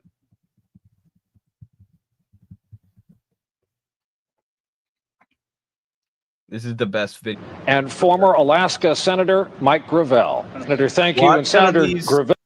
Watch how these Democratic politicians laugh at him and try to make him into a joke. This is kind of like when Trump blasted all the Republican politicians on the debate stage in 2015, but it's even better. Well, for those who may except Mike Gravel didn't win. May not be familiar with your past, 2 terms U.S. Senate from Alaska, you played a role in the fight to cut off money for the Vietnam War. What would be your advice, Senator, for the elected officials on this stage who are at a conflict, opposed to the conflict, but also feel the need to keep on funding the conflict? Well, first off, understand that this war was lost the day that George Bush invaded Iraq on a fraudulent basis. Understand that. Now, with respect to what's going on in the Congress, I'm really embarrassed. So we passed, and the media is in a frenzy right today with what has been passed. What has been passed? George Bush communicated over a year ago that he would not get out of Iraq until he left office. Do we not believe him? We need to find another way. That's where I really would like to sit down with Pelosi and with Reid, and I would hope the other senators would focus on how do you get out? You pass the law, not a resolution, a law, making it a felony to stay there. And I'll give you the text of it. And if you're worried about filibuster, here's what you do tactically. They can pass it in the House. We got the votes there. In the Senate, let them filibuster it. And let Reid call up at 12 o'clock every day to have a cloture vote and let the American people see clearly who's keeping the war going and who's not. And this is what Bernie should have been. If Bernie had this energy, he would have won in a landslide. They wouldn't have been able to rig the election against him. If Bernie had balls like this, oh man, he was too afraid to go after the other Democrats. The Bernie campaign would make me delete all of my tweets criticizing Joe Biden, even when they would go super viral. If Bernie would have done this instead of, we have to beat Trump. We have to hold hands with war criminals like Joe Biden to beat Trump. If he would have done this instead, oh man, who knows how that would have ended up. That's just the beginning of the tactic if they're tough enough to do it. Senator Gravel, at a forum earlier this year, I want to get this right. You said it doesn't matter whether you are elected president or not. So then why are you here tonight? Shouldn't debates be for candidates who are in the race to win the race? Brian, you're right. I made that statement, but that's before I had a chance to stand with them 3 times. It's like going into the Senate. The first time you get there, you're all excited. My God, how did I ever get here? Then about 6 months later, you say, how the hell did the rest of them get here? Talking about Trump meeting Putin in Alaska. That's what he was asking. I got you. Yeah, I don't know. I don't know what to make of it. I hope there's a peace agreement soon. That would be the best thing Trump's done as president so far. But I hope Putin doesn't capitulate to Trump, though. I hope he doesn't give NATO what they want, which is another concern. But Trump just committed a bunch of weapons at least a bunch of money to Ukraine. I don't know if it was actual weapons, but obviously they used that money to buy weapons from American companies and others. So he went back on yet another major campaign promise. So I'm glad he's talking to Putin, but we'll see what happens. And I hope Putin doesn't capitulate. Someone said I quit voting after Bernie. Me too. I got to tell you, after standing up with them, some of these people frighten me. They frighten me. When you have mainly... Look at these evil war criminals who just destroyed the prosperous, sovereign nation of Libya laughing at him for saying that they're frightening. You are frightening. You're ghouls. This is what they try to do. They try to make you into a joke. They tried to do the same thing to Trump, but it didn't work. He had even more confidence than Mike Gravel. He, straight up called out the audience. He said, the people making fun of me right now are their corporate donors, but the people at home are loving this. And it was true. It was true. But they tried to make Mike Gravel into a joke, even though he played a historic role in releasing the Pentagon Papers, I believe. He was part of that, correct? He released some papers that exposed a bunch of government corruption that made him like a famous whistleblower. And even though he's got more integrity in his pinky finger than all of these other candidates combined, they laugh at him. They mock him. This is how the elites look at you. This is how the elites look at you when you say, can we stop spending all of our money on war? Can we stop sending our young people to fight and die in Iraq and other places around the world that have nothing to do with us, that never attacked us? Can we stop allowing Wall Street to hoard all of the country's wealth and make everything for profit and invest in the people and have a government that's actually of, by, and for the people, like our Constitution says? This is how they look at you when you say that. They laugh at you. They mock you. These idiots, these plebeians, these working class buffoons who aren't as smart as me because they aren't as rich as me and as powerful as me. They think we're going to end the wars. They think we're going to invest in working class people instead of Wall Street. Idiots, clowns. No, you're the clowns, and your day is coming. Laugh it up, guys. Laugh it up. Just like Marie Antoinette. Line candidates to turn around and say that there's nothing off the table with respect to Iran. That's code for using That's nukes. what it was. He wasn't a whistleblower. He read the Pentagon Papers on the Senate floor, which got them into American government history. Like, it has to be published on American government websites now. He got that transcript carved into stone, basically, in American political history by reading the Pentagon Papers on the Senate floor. Heroic act. Something that was more heroic and substantial than anything any of these other politicians have done combined. The rest of these people have done nothing but evil, but destroy other nations like Libya, but arm and fund terrorists while pretending to be smiling progressive faces like Obama and Clinton and these others. And they want to mock this guy, this hero of American politics. Nuclear devices. I got to tell you, I'm president of the United States. There will be no preemptive wars with nuclear devices. To my mind, it's immoral, and it's been immoral for the last 50 years as part of American foreign. And look at us now. They're trying to do it again. They're trying to tell us that Iran has nukes and we need a war with Iran. They're trying to do it again. This guy warned us years ago. He passed away recently. But it's the same old talking points that these jokers use, and they think they're going to work forever. They think the American people are going to be like the PBD podcast and fall for these same talking points over and over and over again. But people are waking up. People are waking up. Your system is on its last legs. Policy. Let's use a little moderator discretion here. Senator Gravel, that's a weighty charge. Who on this stage exactly tonight worries you so much? Well, that's a weighty charge. That's a weighty charge. Iraq was the crime of the century that Joe Biden voted in favor of and that all these people supported at the time. The crime of the century. Millions dead for no reason. And the most obvious corruption with Dick Cheney being the chairman of Halliburton, an oil company, and Iraq having all this oil that the U.S. then plundered after the war. You know, the lies about 9/11 and the weaponization of 9/11, regardless of what you think actually went down on 9/11, the weaponization of it to destroy a sovereign nation that never attacked us and invade Afghanistan, have a disastrous occupation there for the next 2 decades. Oh, but it's a weighty accusation that these people frighten him. What about Libya? What about the fact that these people were arming at that time a bunch of terrorist groups in Libya who overthrew their sovereign leader who had made them the most prosperous country in Africa, the most economically stable country in Africa? They destroyed all of that. And they lied about it the whole time like they were doing a good thing, like they were bringing freedom and democracy to Libya. They brought an open-air slave market to Libya. They were trading slaves afterwards. Because unlike Iraq, where the U.S. actually occupied and tried to set up a government, they just pulled out of Libya.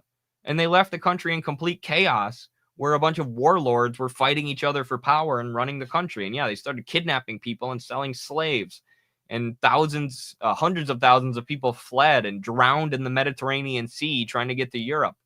But it's a weighty charge to say that these people frighten him. How would these people not frighten you? These are the most narcissistic, evil sociopaths you could possibly even imagine. I couldn't think up a sociopath more crazy than Hillary Clinton and Obama if I tried. Right? You couldn't create a fiction story with people so evil. You would say, "Oh, I don't believe it." Right? Someone who would act like a nice guy, act like a progressive, act like he's going to bring change, and then commit all these just horrific, murderous acts that should get you thrown in jail for the rest of your life. But that's what these people are. But yeah, it's a weighty charge to say they're frightening. What are you talking about? I hate these moderators and these debates. Thank you, Battle Cossack, for the 500 Argentinian bucks. Yesterday, I was in a meeting of the Argentine Confederate Movement where the leader, Cuneo, gave a speech. I might not agree with him on everything, like he attributes China's success on Peronism, but overall, he's better than most leftists here. Yeah, that's good. That's good, man. That sounds interesting. I'm glad that you went to that. It's always good to go listen to people talk. Anytime there's a politician talking in my area, I go watch. I went and watched Vivek Ramaswamy last year, his dumbass. So yeah, that's cool. I'm glad you agree with him on a lot of stuff that he said. I don't know how he attributes China's success to Peronism, but Argentinian politicians gonna Argentine. I would say the top tier. Everything in Argentina is Peronism. Ones. Top tier ones. They've made statements. Oh, Joe, I'll include you too. You have a certain arrogance. You want to tell the Iraqis how to run their country. I got to tell you, we should just play get out. Just play get out. It's their country. They're asking us to leave, and we insist on staying there. And why not get out? What harm is it going to do? Oh, you hear the statement. Joe Biden does have a certain kind of arrogance to him. Well, my God, these soldiers will have died in vain. The entire deaths of Vietnam died in vain. And they're dying in vain right this very second. You know what's worse than a soldier dying in? They're not laughing at this. They don't got much to say to this. I'm surprised the moderator let him keep going. I'm surprised they didn't cut his mic. These are some brutal truth bombs he's dropping on the American public back in 2012 or whenever this was. Vain is more soldiers dying in vain. That's what's worse. Based. Shout out to him. Shout out to him. One day we'll have a bunch of politicians like that with balls and with courage and with principles. Let's do Pam Bondi next. Pam Bondi, who infamously said that the Epstein files were on her desk and then said that the Epstein files do not exist, has now announced that the U.S. is putting $50,000, $500,000 bounty on the head of the Venezuelan president, $50 million bounty on the head of the democratically elected president of Venezuela, Nicolas Maduro. Because this is where Americans want their taxes to go. You guys promised to drain the swamp and end the wars and bring the jobs back and invest in the American people. You said you were going to release the Epstein files. And now this is what you're doing instead. You're covering up the Epstein files. You're continuing to fund the war in Ukraine. You're increasing funding to Israel. And when people are begging you for the Epstein files, you want to start another regime change war in Venezuela.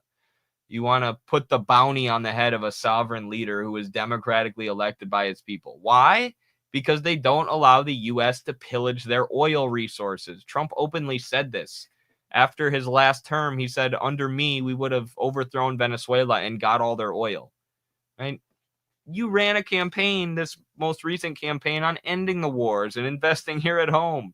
That's what everybody in your base wants.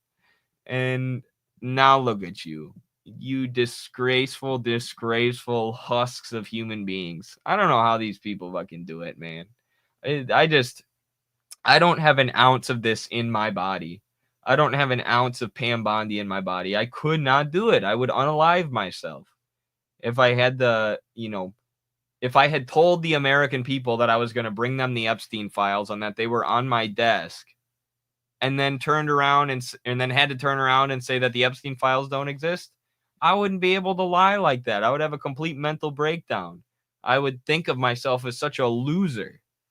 I would never forgive myself. I would be tortured nonstop about how I was lying to the American people and how I'm disgraceful and how my legacy will be going back on my principles in order to serve the pedophilic American ruling class, screwing over the people who voted for me and put their faith in me.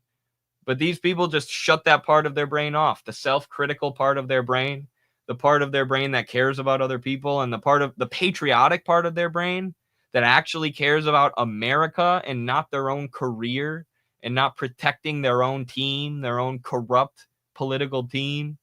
They just shut that part of their brain off and they get used to just living a luxurious, cushy life, being the biggest piece of shit liars imaginable. Today, the Department of Justice and State Department are announcing a historic $50 million reward for information leading to the arrest of Nicolas Maduro. Attorney General Pam Bondi issues an arrest warrant. I was hoping this was just the video, not a news story, but oh well. Did someone say Nicolas Maduro offered $50 million to release the Epstein files? Hilarious. Did he actually? That's so funny. I could see him doing that. He's a pretty funny guy. I haven't got to meet him in person yet, like Jackson and Carlos, but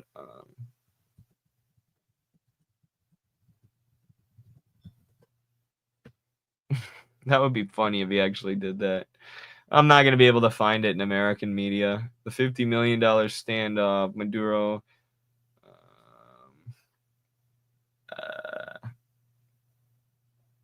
Oh, yeah, he actually did. Caracas, Venezuela has just promised an incredulous $50 million bounty on the archived files of the never-released Jeffrey Epstein. That's so funny. They must be watching my TikToks. They know that Pam Bondi is saying this partially to distract from all the heat she's getting over the Epstein files. I'm glad the Venezuelan politicians are following American politics closely enough to know that they're getting all this heat from the American people about the Epstein files, and now they're pivoting to another regime change intervention. Trump's approval rating among young people is plummeting. His approval rating among independents and among young people, and a lot of independents supported him over Biden, obviously, and Harris, because he was saying end the wars, bring the jobs back, all this stuff. So he got more support from independents than the Democrats did. And now that support's down at like 9%. It's from like over 50% down to 9%. And his approval rating with young people, including young Republicans, is shrinking. And this goes back to what we said about anti-Israel sort of Nick Fuentes types being the future of the American right. It's only a matter of time before that ideology fully takes over. And there are a million horrible things that are going to come from that. But at the same time, it is good to see people waking up on the issue of Israel. We just have to pull them into the communist camp, the anti-ruling class camp, and not the anti-Jewish camp. But yeah, this is going to cause a disaster for the Trump administration, a complete disaster. And who knows where the American right is going to go after this? Probably towards like a Groyper right. Warrant for Venezuelan President Nicolas Maduro. Now, she made that statement in a video Thursday, saying Maduro uses cartels like Tren de Aragua, the Sinaloa cartel, and the cartel of the Suns to smuggle drugs and illegal aliens into the... All nonsense. All complete nonsense with no proof. And they won't show you any proof. Why would Venezuela want to smuggle people out? I thought socialism trapped everybody in. And Venezuela does. They want to keep as many people as they can to work the factories and keep their economy going. And the only reason people are fleeing, I've written about this hundreds of times. I wrote my undergraduate thesis on this. The only reason people are fleeing is because of the U.S.'s economic warfare campaign and hybrid warfare campaign and destabilization efforts and intelligence efforts against Venezuela. Their efforts to impoverish them, to prevent them from using their oil resources to develop the rest of the economy, to industrialize, trying to keep them poor, trying to promote crime, and trying to promote drug trafficking in Venezuela. And the CIA and other organizations have spent hundreds of millions, probably billions and billions of dollars on this, enforcing these sanctions, funding extremist right-wingers who kill people and create violence in the streets and burn public infrastructure and try to destroy what the socialist government is building. spent billions of dollars on this project of destruction. And then Venezuelans, yeah, they fled. A lot of them have come to the U.S. And then the Trump administration points at those immigrants and says, this is Maduro's fault. This is socialism's fault. Bitch, you created them. Venezuela doesn't have over 200 sanctions on themselves. You put that on them. And every single country where the most refugees in the world are fleeing from is a country that has been absolutely, unequivocally, undoubtedly destroyed by U.S. and Western imperialism, or capitalist imperialism more specifically. Every single one. And then immigrants get scapegoated for all our economic problems. How about stop sending our money to war and invest it in the people if you want to fix these economic problems? The lies about Venezuela drive me insane, probably because I've studied it more than any other country, but United States. The Trump administration previously had a $25 million bounty on Maduro. The Attorney General called him one of the largest drug traffickers in the world and represents a threat to American lives. To date, the DEA has seized 30. You're a threat to American lives. You are a threat to American lives. You're a threat to American children with the way you support Epstein. Tons of cocaine linked to Maduro and his associates. I haven't seen any pictures of Maduro and Hugo Chavez with Epstein. There are plenty of pictures of Trump with him and Ghislaine Maxwell and Israeli multi-billionaires. No pictures of Maduro. And what do you know? Venezuela has always supported Palestine as well. So again, the U.S. and Israel's foreign policy interests align. With nearly 7 tons linked to Maduro himself, which represents a primary source of income for the deadly cartels based in Venezuela and Mexico. Cocaine is Mexico. Why does she sound like she's got something wrong with her? She's literally a human robot. She got that fluoride stare. They got this woman under some deep MK Ultra mind control right now. Nicolas Maduro and the violent cartels in Mexico are what you should focus on instead of our rapist politicians. Okay, Pambandi. Okay. often laced with fentanyl, resulting in the loss and destruction of countless American lives. The DOJ has seized over $700 million of Maduro-linked assets, including 2 private... Yeah, illegally. Illegally, you've seized a bunch of his assets to impoverish the country of Venezuela, which causes people to flee to America. You dumb fuck. Is it that hard to understand that if you impoverish a country on purpose, people are going to leave? Is it that hard to understand? Who actually believes this nonsense? Not even Trump's own base anymore. More and more in Trump's own base are turning on him, and you have these grifters like the Patrick Bet David podcast guys who are trying to keep everybody on board, and the Charlie Kirks of the world who are trying to, you know, right the sinking ship that is MAGA, or that is at least Trump. The revolutionary energy of MAGA will still persist among the base, the people who actually want to end the wars and bring jobs back and fix the country. But as far as Trump, it's a sinking ship, and these grifters are trying so hard to throw water off the ship and keep it from sinking to the bottom of the ocean, but it's sinking fast.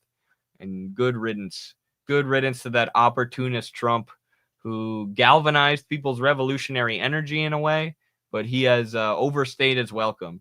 People are now beginning to see that he's an egotistical, narcissistic grifter who never had any actual intentions of draining the swamp. And it's good that our political establishment is being busted up and that there are all these divisions in the political establishment that are opening people's eyes to what's really going on around the world. That is good. That's the positive side of Trump. But as far as Trump himself, his time is done. He might as well be AI or a Labubu, like Haas said. It's all about the MAGA base. It's all about the American working masses who are quickly sublating Trump. They're going beyond Trump. They're saying, no, we want a real revolution, not this fake revolution that Trump promised us before he sold out. And that's where the American Communist Party comes in. We're the only people who can give working class Americans the real political and economic revolution that they want. Trump was never going to give it to you. I'm sorry. He was always one of them. Jets, 9 vehicles, and more. Yet Maduro's reign of terror continues. Bondi urged anyone with information to give them a call, and we have that number right there On the screen, 220-30. What? Should we call into OAN? Bro, where's my phone? We should actually call into OAN.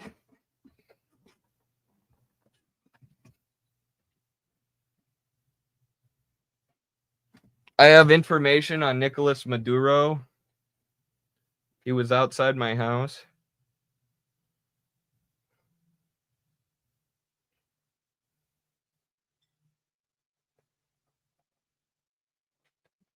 I can't put it on speaker because my phone's broken, but it's the Attorney General's office. I don't want to call them. I want to call OAN. Let's see here. 220-307-4228.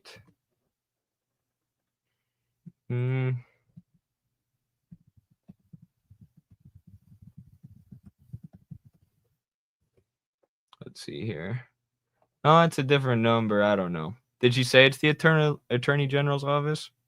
And to give them a call, and we have that. Bondi urged anyone with information to give them a call, and we have that number right there on the screen, 220-307. Yeah, it is the Department of Justice. Are you allowed to call the Department of... Are you allowed to prank call the Department of Justice? Is that a crime? Is it an actual crime? Let's see.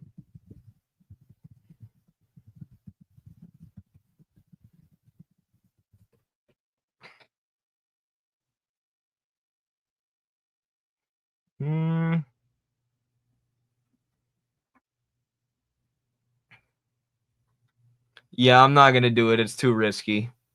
Gosh, I want to do it. I want to say, yeah, there's this big Venezuelan man driving a bus outside my house. I think that he's selling drugs. I think he smuggled them here from Venezuela. But it says if you falsely report a crime, it can be a felony. So, and, you know, I don't think they would probably charge me.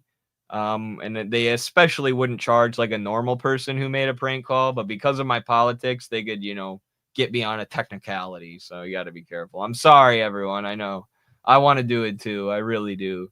But if I do it on stream, that's showing too many people too. Sadly. I was hoping it was OAN, dude. I would love to call the One American News Network. If they were collecting information on Maduro. Because they're a private entity. You can do whatever the hell you want to OAN. You can prank call them all day long. We should find PragerU's number and start calling them. All right, so this is the last thing I got for today. I was planning on going about an hour. We've gone almost 2. Had too many fun things to talk about. Thank you all for being here today. Be sure to like and share the stream. And thank you for all your super chats. We appreciate that. Also, the best way to support us is patreon.com/MidwesternMarks. They take the least amount of your money. YouTube takes a bunch of your money. Patreon takes only 5%. I believe YouTube is 30%. And there's a bunch of exclusive content that comes with that. You get Carlos's 2 books, The Purity Fetish, as well as Why We Need American Marxism. So you get 2 books and like a million, you know, exclusive videos, not a million, but a ton of exclusive videos for $10 a month. It's not too bad. So yeah, that's the best way to support what we do here. We don't have any billionaire funders, and we get constantly shadow banned, as we were discussing earlier. We are not algorithmically boosted like the Majority Report on the left or PragerU on the right. All right, here's Dave Smith. Guy's kind of been killing it lately. Obviously, I disagree with him on a lot. He's a libertarian, but on the main issues going on right now, he's been very good. He's a very sharp guy. He's a guy with principles who's not just going to go along with whatever Trump is saying. I believe he voted for Trump, but he's now holding Trump's feet to the fire on Ukraine, on Israel, on the Epstein files. And it's part of this shift that we're seeing in the American consciousness, especially with younger people, like between my age and Dave Smith's age, or younger than me, more like 18-year-olds to Dave Smith's age, where they're standing on principle and they're saying, no, enough of this corruption. And even if they supported Trump and voted for Trump, they're saying, I'm going to hold Trump accountable because it's not about Trump himself. It's about actually draining the swamp and actually fixing this country. Democratically elected governments and prop up dictators. What are you even talking about? That's exactly what Neville Chamberlain did. I'll Shut up. This segment on Piers Morgan with Dave Smith kind of pops off. Dave Smith's going to go on pretty epic. I don't know who this guy is. I keep getting guys like this, though, and I'll take it. I keep getting people who are probably part of this movement and this change of American consciousness that I'm talking about, who find heated debates where right-wingers get cooked by or not even right-wingers or liberals get cooked by people who are actually anti-war and actually anti-establishment. And these videos always do well. Again, America is waking up. It doesn't go in a straight line, right? It zigs and zags. People get confused before they find the right ideology and the right way forward. But things are changing. They are moving forward over time. Rant here in the beginning and then get into a heated back and forth. Personal insults get thrown back and forth, discussing sort of the end game strategy here with this Russia-Ukraine war. Again, this is a conflict that could continue to go on for the next 20 years, or it could be over this Friday if there's some kind of a... I never liked Piers. I didn't even like Piers when I was a child and didn't know anything about politics. This is like, this guy's arrogant and dumb. Like, people think he's smart because he speaks with a posh British accent, but he's so stupid. And also like narcissistic. Even as a child, I did not like Piers Morgan's personality or think he was impressive in any way. On the comments, and we'll watch together. Here we go. I gotta say, Piers, I mean, it's like, I'm just kind of disgusted by the tone of this entire discussion. I mean, it's like as if we're debating Sydney Sweeney or something like that, but I got a general and a professional here who are, what are we doing? You're just trying to insult Vladimir Putin, insult Russia. It's like the most childish, immature, just taunting. There's an actual war going on right now where hundreds of thousands of people have been dying, and there's a meeting coming up between the two leaders of the United States and Russia. As I said before, 90% of the world's stockpile of nuclear weapons. Let's all take this down a notch. Vladimir Putin has at least signaled recently that he is open to the idea of keeping the Donbass region, Donetsk and Luhansk, of getting a corridor to Crimea, and of leaving some of the other territory. Why are we not all pushing in that direction? And why this constant need to make these insults? Like, I don't know. I'm an American. I don't see why I inherently have to have beef with the Russian people. I think my government is corrupt. I think their government is corrupt. But to sit here and be like, you guys are a gas station with nothing. It's just common sense. He's a libertarian, but he's saying Marxist-Leninist positions. Why should we get involved with Russia? What has a Russian person ever done to me? My own government screws me over every day more than Russia ever has. Why would I want to go fight a war with them when all of the past wars that we fought since World War II have been disastrous and have been fought for no reason and have been based on lies? Well, not no reason, but have been fought for the expansion of finance capital, the complete global dominance of the banking system and the corporations that are intermingled with them. So why would I want to start another one based on irrational hatred of the Russian people, like all of these clowns around me? It's just common sense. But common sense in this era, when you can see what's going on better, because of the increase of information flow and things like that, and the ease of being able to record and stuff like that is helping more people to figure out what's going on, as well as channels like this and so many others that are exposing the truth. The Marxist-Leninist positions just become common sense. Yeah, why would we go fight a war against Russia when our real enemy is Wall Street right here at home? The Russian people have a great culture and a great history. Obviously, the Soviet Union was a menace and we had a real problem with them, but the Soviet Union's been gone for many decades at this point. And I just find that the kind of nature of this just insulting back and forth to be beneath the magnitude of this conversation. Even when the Soviet Union was still here, what right do we have to destroy Russia and kill Russian people because they want to have a different economic and political system than us? Why don't we worry about our own country? Why don't we worry about our own government? The Soviet Union never attacked us. They were doing their thing.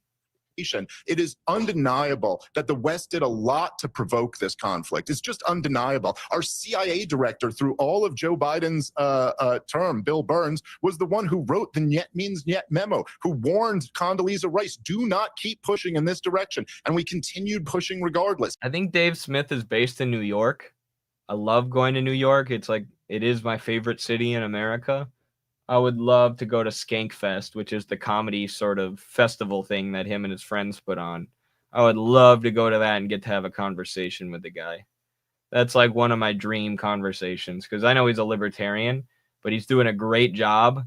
And I would love to talk to him about, the difference, the places where we have disagreements, ideological disagreements. I'd love to talk to him about communism versus libertarianism and why his libertarianism will always fall short, why it'll always fail to bring about the change that he actually wants to see, because there needs to be a radical uprooting of the system by the working class, which is authoritarian in essence. It's the working class asserting its authority, its political authority, over the owning class and the warmongers.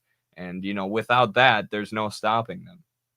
It's resulted in this catastrophe. Like I said before, Pierce, I'm not absolving Vladimir Putin of any responsibility. He launched this war and he's responsible for the destruction. But not really. NATO is more than anything. For God's sake. But I think he knows that. Pierce, you start this at the beginning asking, but what's the actual plan? What's the military plan for how you can evict the Russians? Nobody here has anything. So what do you want to do? Let's try to negotiate an end to this so people stop dying. It is the best case scenario. And it's our only chance to get out of this at this point, is if we can work out some deal. So for God's sake, let's try to push toward that. No, with all of these wars, Pierce, all the wars over the last 25 years of my life, it's always like the propaganda keeps on moving and moving and moving. There's a lot of bluster about who the good guys and who the bad guys are. But when you start the program by asking a simple question like, what is the exit strategy here? What is the plan? No one really has anything. No one has anything other than maybe we could keep sending weapons and money in, and this slow grind of people dying will continue. And Vladimir Putin will then, at the end of that, take the territory he wants. Let's try to negotiate an end to this nightmare that never needed to happen. Yeah, that's exactly what Neville Chamberlain did. Shut up. Just the dumbest, what are you, 80 IQ? Neville Chamberlain. That's right. Anybody ever arguing against war is always Neville Chamberlain. That is the one and only lesson of history, that appeasement never works and aggression is always right. Why don't you take some of the lessons from... Appeasement doesn't work with a dictator. You obviously don't know Vladimir Putin. Appeasement, we appease dictators all over the planet right now. I just said something that I actually meant, that I think was more than just... That's great. Oh, shut up. Oh, shut up. By the way, it wasn't just Neville Chamberlain. It was the entire British ruling class that appeased Hitler, and even in some cases funded his rise to power when the Soviets wanted to take him out years earlier. You can watch Michael Parenti's lecture on the common myths of World War II. So it wasn't just him, but did Russia seize Poland? Right? Did Russia seize or go into these countries that never attacked it, that had were no threat to Russia, as part of a plan for global domination? I mean, that's what they want you to think. They want you to think Ukraine's just the first step and they're going to continue west, which is such an absurd thing, especially given, how long this war has taken and how long it's taken Russia to seize the land that they have in Ukraine now. The idea that they're going to keep going all the way to the United States after they conquer West Europe is just so damn insane. Even their military strategy has been a slow grinding thing, not this blitzkrieg that Germany launched. But again, Ukraine was a NATO puppet government that was crawling with Nazis, and there was a civil war that was going on since 2014. After the U.S.-backed coup, which was largely spearheaded by the right-wing extremist elements in Ukraine, there was a civil war going on where ethnic Russians, people who had always seen themselves as Russians, who spoke Russian in eastern Ukraine, had their language banned and started having their homes shelled, and they started fighting back. But this was going on, and NATO was building up military capacity in Ukraine to eventually attack Russia itself. So this wasn't, Hitler randomly invading Poland and then France and then trying to continue all the way east. I don't know why that even has to be explained anymore. This guy's obviously a paid liar. Surface level, and your response is with the dumbest slogan. We appease dictators all over the world. We overthrow democratically elected governments and prop up dictators. What are you even talking about? You're using all these ad hominem attacks, but basically we're in a war. Not a single one of those was ad hominem. Not a single one other than "oh, shut up," which is just telling you to shut up. Not an ad hominem attack. Saying the U.S. funds brutal dictators all around the world. Should I list them all? Batista and Somoza back in the day. The Contras in Nicaragua. The jihadist extremists in Libya and Syria. The Al-Qaeda leader in Syria who's like attacking people from other religious and ethnic sects in his country, using the government to prey on people in his own country while Israel seizes more land. All these are extreme right dictators that have been backed up by the U.S. The Croatian government that genocided Serbians and pushed 80% of Serbians out of their homes. That government, the military personnel of Croatia, who were essentially fascists, like real fascists, and historically, you know, they were like the people who sided with Hitler. The successors of those people, they were trained up by the CIA in order to ethnically cleanse Serbians from their land.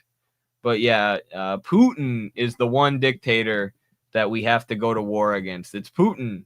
And the real reason, of course, is that Putin took more control of Russia's economy and helped Russia rebuild itself after the collapse of the Soviet Union, when they were pillaged by Western corporations and oligarchs. And no, they're not communist. There's still tons of oligarchs in Russia, tons of internal contradictions in Russian society. And Putin's not a communist. But that's why the West hates him, for being part of this anti-imperialist bloc and for not allowing Russia to become a colony of the West. We've explained this a million times. Yes, these people are mental toddlers.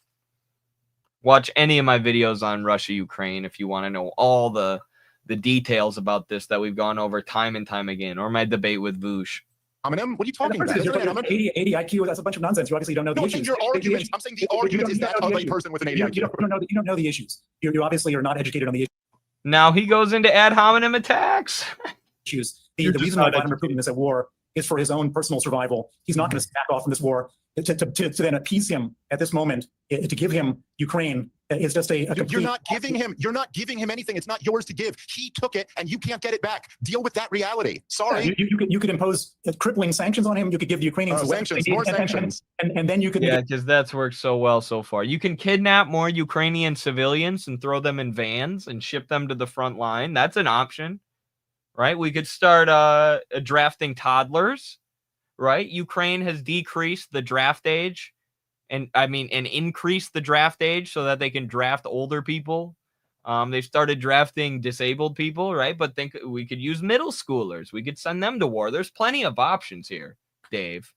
Right? We could kidnap the local daycare, throw them in vans and take them to the front line, give them AK-47s. Okay, plenty of options for Ukraine right now. Negotiate from a position of strength. You don't negotiate from a position of weakness, which is what's being... There's Joe Biden's plan. We could end the... Opinion on Sarah Payne? Sarah Palin or Sarah Payne?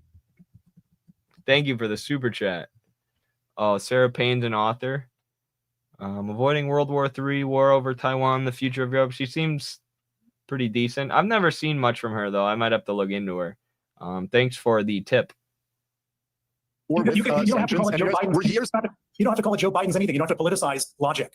I'm not politicizing anything. You're saying Joe Biden. You're saying Joe Biden. Now let me respond. Yeah. Yes, he was. I'm not sure if you're familiar. He was the former president of the United States, and this was his plan. We ran this experiment. It did not work. It led to hundreds of thousands of people more dying, and now we're here. The experiment that we ran is to give the Ukrainians. I'm sorry. Fair enough. Can I just the general a quick question? Because one second, the general. You're more of an expert in this than me. Sanctions can drive. Did she just say, are there any Ukrainians here? We need to hear about their lived experience. She's probably like a conservative neocon, but the conservative neocons turn into liberals whenever they're in a debate. Well, you're not Ukrainian, so you can't speak on this. You don't have their lived experience. Well, talk to my Ukrainian friend Slava. She's even better on this issue than Dave Smith is. Now, are you going to back that up with your name behind it? Sanctions can reclaim all Ukrainian territory? No, I mean, I've been a firm disbeliever in the notion of sanctions around the world, whether it's in Iran, whether it was with the Taliban, but combined with other elements such as military power, diplomatic power, there's a chance that as a component of a plan, you might get to something where You say nobody's got a proposal here. I think what we're going to see is a frozen conflict. And let's be very clear. You got a frozen conflict in Kashmir. For years, you had a frozen conflict in Nagorno-Karabakh. And now there's been a resolution to that frozen conflict. I mean, I don't know exactly what this guy's arguing. I kind of missed it, but I wouldn't call it a frozen conflict in Kashmir or Nagorno-Karabakh, especially given recent events. And hopefully we can see at least a ceasefire that can hold off the killing of both brave Ukrainian soldiers and brave Russian soldiers. I never did insult the Russian people. I insulted the Russian government. The fact is their government has drugged them into a war that, if polled, probably wouldn't poll that well. But back to your point, sanctions probably won't work. Come on, Dave. If polled, it wouldn't poll that well, dude. The whole Russian people are united behind this war. Putin has like 90% support right now. It's like George Bush after 9/11, or like Stalin during World War II, when the country's united in this war effort against NATO-backed proxies in Ukraine. The war has overwhelming support in Russia among the right and the left. Right, even the JQers in Russia support Putin while still thinking the government's controlled by Jewish people somehow. Right, everybody it's a very you'll get socially outcasted in Russia for not having that opinion, right? Because they see it as a defensive war against a NATO-backed proxy government in Ukraine, and they see NATO and the U.S., as entities that have tried to destroy them and their civilization for years, which is true. So Dave Smith and this general guy are completely wrong on what the Russian people think about the war. Completely wrong. If that's the only trick we have in our bag, military power that demonstrates we're willing to back the Ukrainians for as long as it takes with what they need, as well as other elements of national power, that has a chance, number one, to stop the war. Number two, perhaps get it into a ceasefire/frozen conflict. And number three, over time, perhaps negotiate a settlement that works for both sides. I think that time is now, sir. I'm going to give you. Hopefully, what they can do. I'm going to give. All right. So yeah, fun. I mean, interesting clip there. Like, I think Dave Smith could probably go without like the 80 IQ comments. They are kind of ad hominem, like the, that's a dumb argument, but yeah, it's fun. He gets into it and it's good for clicks. Who cares? Who cares? These people need to be called out, man. If you've been following, it's true. Like, who isn't sick of hearing that? Who isn't sick of hearing Putin is Hitler? If you don't support war against Russia and all your taxes going to Ukraine, so that the military-industrial complex can turn it into a bigger Israel, their words, not mine, then you're a Hitler supporter. And who's not tired of hearing that? It is low IQ, to use. Not that I actually believe in IQ as a real measure of intelligence, but, it is stupid. It is moronic. It is somebody lying on purpose. It is using a propaganda talking point to deflect from the substance of the debate. So, yeah, I agree with him. Saying, oh, shut up. It's the most low IQ argument. It's annoying dealing with these propaganda grifters. You don't have to treat people with respect when they're paid off to push a certain argument that's dragging America into endless wars and destroying our country and leaving no resources for people at home, and actually sending people at home to fight and die in stupid ass endless wars, which the U.S. does less of nowadays. We try to do everything by proxy, but all the chaos we've sowed around the world will eventually come back to roost. It'll come back to bite us. And that chaos that we've been sowing all over the world will turn into chaos here at home. Guaranteed. We've already had 2 civil wars in this country, the Revolutionary War and the Civil War. We've had the Civil Rights Movement, which was a massive uprising that transformed the country politically. To think that America isn't headed for another one of these conflicts, given the current contradictions, I think is incorrect. I think we absolutely are heading for another revolutionary civil war type situation. I don't know when it'll be. Could be sooner rather than later, but the American left is drifting towards Marxism-Leninism. Marxism-Leninism and real communism is emerging. And on the right, they're drifting towards fascism and, Nick Fuentesism. And right now they're winning. They have more viewers and followers than us. They have more people than us. And that's going to be an uphill battle. But battle lines are being drawn. And it's a drift towards extremism right now that you always see at times when capitalism and the society is in crisis. ACP needs to take that chance to seize power. Yeah, we got to build first. We got to build up the base of operations to be able to do that. We got to organize our communities. We got to get people working together, working cooperatively. We have to get people educated. We have to get workplaces organized. And we have to get people seeing their enemy for what it is. The Jews thing is just a distraction. It's the Jews is a distraction. It's the ruling class. It's capital. It's the system and the way that it's structured at its very core that needs to be transformed.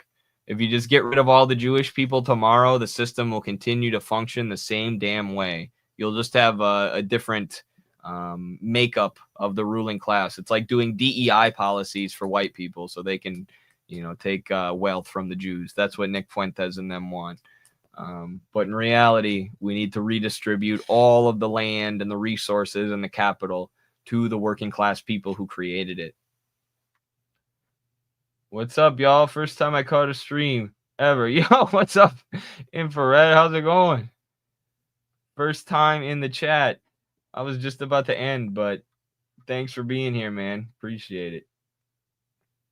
I feel famous now. Infrared's making history. Yeah, shout out to the Infrared comrades. Literally, you never use YouTube. I got you. Just open it now. Well, glad you're here to see us talk about the Ukraine war a little bit more because we haven't talked about that enough. Everybody subscribe to Infrared. Follow Infrared on Kick if you're not already. The best streams on the internet. Has come to Iowa? Yes, definitely come to Iowa sometime. There's not much to do here, but we'll find something to do. It'll be fun. ACP podcast. Yes. Yes, this is happening, guys. Get hyped about this. It'll be me, Haas, Carlos, Jackson when he can join us, Noah, Kyle, whoever.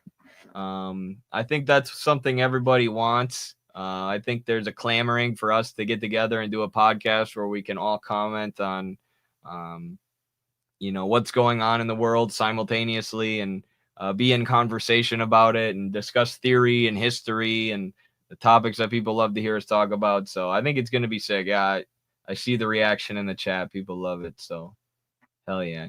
Can't wait for that. We'll get it started up soon. We're all busy as shit. You guys know that. With the various departments, Haas with leading the party, tons of stuff to do. It feels like we have no time and we're always exhausted, but this podcast has to happen.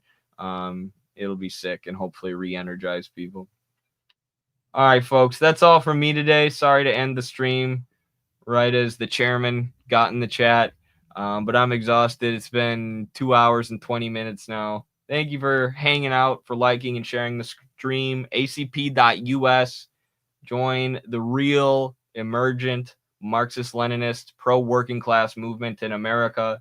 Don't be fooled by these fakers like DSA and PSL. The ACP is the place to be. I didn't even try to rhyme that, but I did. All right, see you guys.